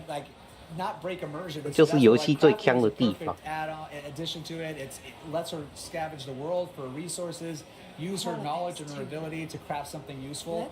And on top of that, she can use recipes to provide certain gameplay buffs that are going to help give her short-term advantages. 大概不会2个小时就这样这些内容而已吧，应该不会那么少吧。 Yeah, if you want to put your heads down and power through it, you can do it. But these things are available to you, and we think they're fun to engage with. The Tomb of Qualipec waterfall gate is open. Done it. Now here we're advancing to a little bit later in the game. We're now just on the cusp of a very memorable first encounter. So folks, hold on. Here we go. Oh, I remember this. 又是信仰之 But we got to do 夜 it。with style. Yes. I'm so worried you were going to include this one. That's 这有什么特别的？ Oh, she's so cool. Early stages of the project, we were like, hey, you know, if we're really going to do this, we want to represent Lara in a way that she's fully recognizable. And part of that is the acrobatics. Lara without the acrobatics is still cool Lara, but not classic Lara. And here, they're on full display, but what I hope people appreciate is that there's more grounding, more believability to it in how she moves. She's still having fun, but... It's synonymous to her, but like you mentioned, the more grounded when she was kicking the cog puzzle, that looked sick. It was so cool. Yep. But yeah. Those little interactive moments add a sense of cinematic spectacle time to time, which is nice. It allows the game to still feel like a summer blockbuster. Yeah. And speaking of, hello, who are these guys? Hello. The Raptor design looks really cool, Arik, as well. Brilliant, thank you. I love the addition of the feathers. Yeah, I mean, we wanted to keep the red color, you know, which you remember from the original one, but obviously our 边是 Count 的，现在在介绍什么游戏啊？没看过。 we wanted, like with everything in this game, we want to add on the top of what's been done already. So we kept the color. 为什么突然变成恐龙猎人呢？古墓奇兵有恐龙这种东西哦。 Nice. And their combat has been like dramatically overhauled. They're no longer just charging at you and just taking bullets. They're thinking, they're evading. You have the ability to use the health reticle when in aim down sight to be able to kind of assess where they're at so you can target your shots. And with Lara's combat, love seeing the axe make a little appearance. Utility gear for the win. But when she's actually in combat, she's got a loop 不是吧？到12点都还要介绍这个哦。 responding and then moving to make sure she can then reassess. And that's Lara's always in motion. Her combat is fluid, it's organic, but at the same time, 他说其实这个世界现在是不是也有恐龙活着啊？只是你没看到而已，或者是被人隐藏了。 Yeah. And you can see a little blue dot on the bottom, which enables you to go into the focus mode, which slows down time, which is one of my favorite features in our game. For sure. Yeah, when that fills up, she can go into hyper focus, slow down time, and really pull off those precision shots. But if you're gonna do that, like, give her some style when she does it. Absolutely. Let those acrobatics shine. 暴龙来喽！ There's our girl. That's the girl, yeah. Yay! Oh my gosh. 哦，还有 What 恐 was it 爪 like 龙呢。 reimagining such an iconic boss fight here as well as the other ones in Atlantis? How was that? From our perspective, it was just an honor to work on a T-Rex, but like we worked for such a long time to just make sure it's perfect from our perspective, and we were trying to be respectful to the OG one. You know, the moment when she's coming out like throughout the corner and you see the T-Rex. We couldn't do exactly this, but we wanted to have the same emotions when people see her for the first time, and then just working on a design, it was such a blast. Yeah. And when you see her, it's like she still has some of those classic DNAs. She's got that beautiful green with that yellow pockets under her eyes. But we've also got some added elements in the feathers that also provide a little bit more of a reason of, she's in a geothermal valley. I mean, she's going to have a little bit of plumage that feels like it matches that environment, and it just gives her this really recognizable signature look. I just love that we added those red feathers because there's so many versions 进他的嘴巴里，然后再把他肚子剖开。 and those red feathering on the top of this green and yellow eyes, for me, it's like beautiful. And like chocolate and peanut butter is just great getting these two back together again. And seeing it like never presented 哇 before. 靠，这个可以讲快20分钟哎，我的妈 I 呀！ love that as well. With the T-Rex and again other iconic bosses, what are you guys hoping that resonates with players, or what are you hoping that they experience from them? Yeah, no, we can take it or leave it. No, I'm kidding. We absolutely want people to be engaged. We want them to be pulled in. We want them to have fun. Yeah, we want them to feel like they're being put onto a cinematic thrill ride when we are ready to do that. But we also want them to feel like when we're not in that moment, 那到底为什么 ramp down, explore, enjoy what we put out there for them to Yeah, but it's also so much fun Vevel to, 为什么 recreate, 参加 reimagine Gamescom these things with the technology that we have now. 不然一堆消息都不知道。 And we can build a lot on the top of it with so much more narration. It's just so much fun to work on it, and hopefully people will feel it when they play it. Yeah, I cannot wait to play it as well. Guys, I'm really honored about speaking to you, seeing all of that footage. So thank you so much for joining us. Can we go check out the booth here at Gamescom as well? I want to Let's see do that it. T-Rex. Okay, let's do it. Guys, thank you so much again. Check out Tomb Raider Legacy of Atlantis when it launches on Xbox Series X and S on February 12th, 2027, 2 days before Lara's birthday, isn't it? And it's Xbox Play Anywhere. Buy it once and play it across Xbox console and Windows PC. Pre-order now. Plus, if you pre-order the deluxe or collector's edition like me, get ready to play a full 48 hours early starting February 10th.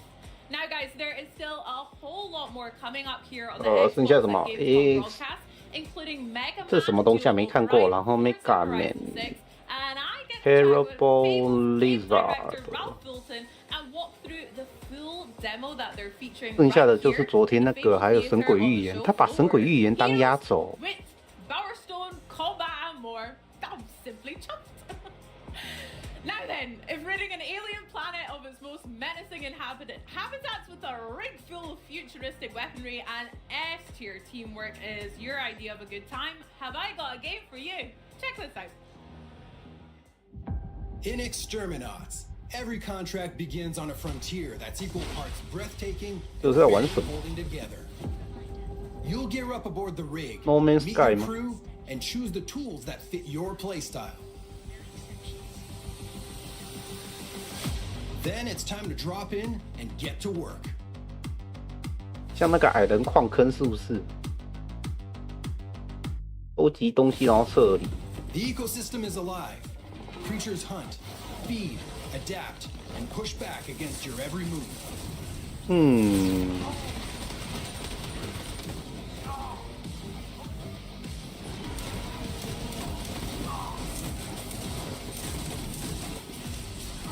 The tools you use do more than deal damage.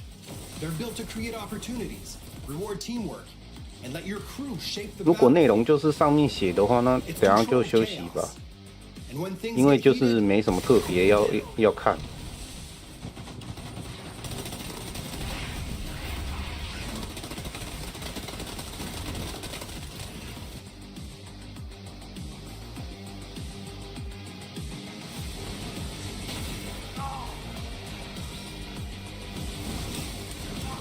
这个就是那个嘛，204力嘛，外星人版 Best is 本。 only part of the job. Success comes from working together. 又滑脸，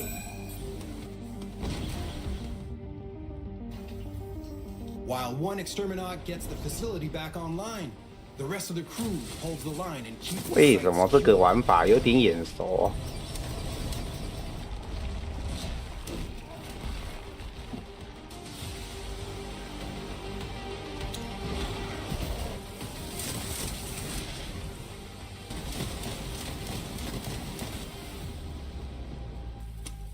啊，那个比较经典的，我觉得那个失落的星球啊，失落的星球还挺想玩。它只要出重置的话，我还挺想碰。以前在网咖都去玩那个，可是都没破我。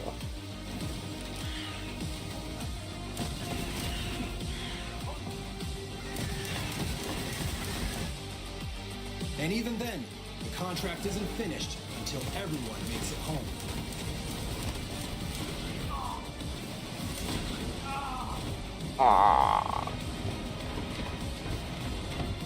Call in your ride, defend the extraction zone, and earn your pay. 你看，就任务式的，打完以后撤离。 Because in Exterminats, the best jobs are the ones you survive together. Exterminate. Magic and Melee take center stage in 好吧 Warlock, a brand new third-person open-world adventure set in the D&D universe.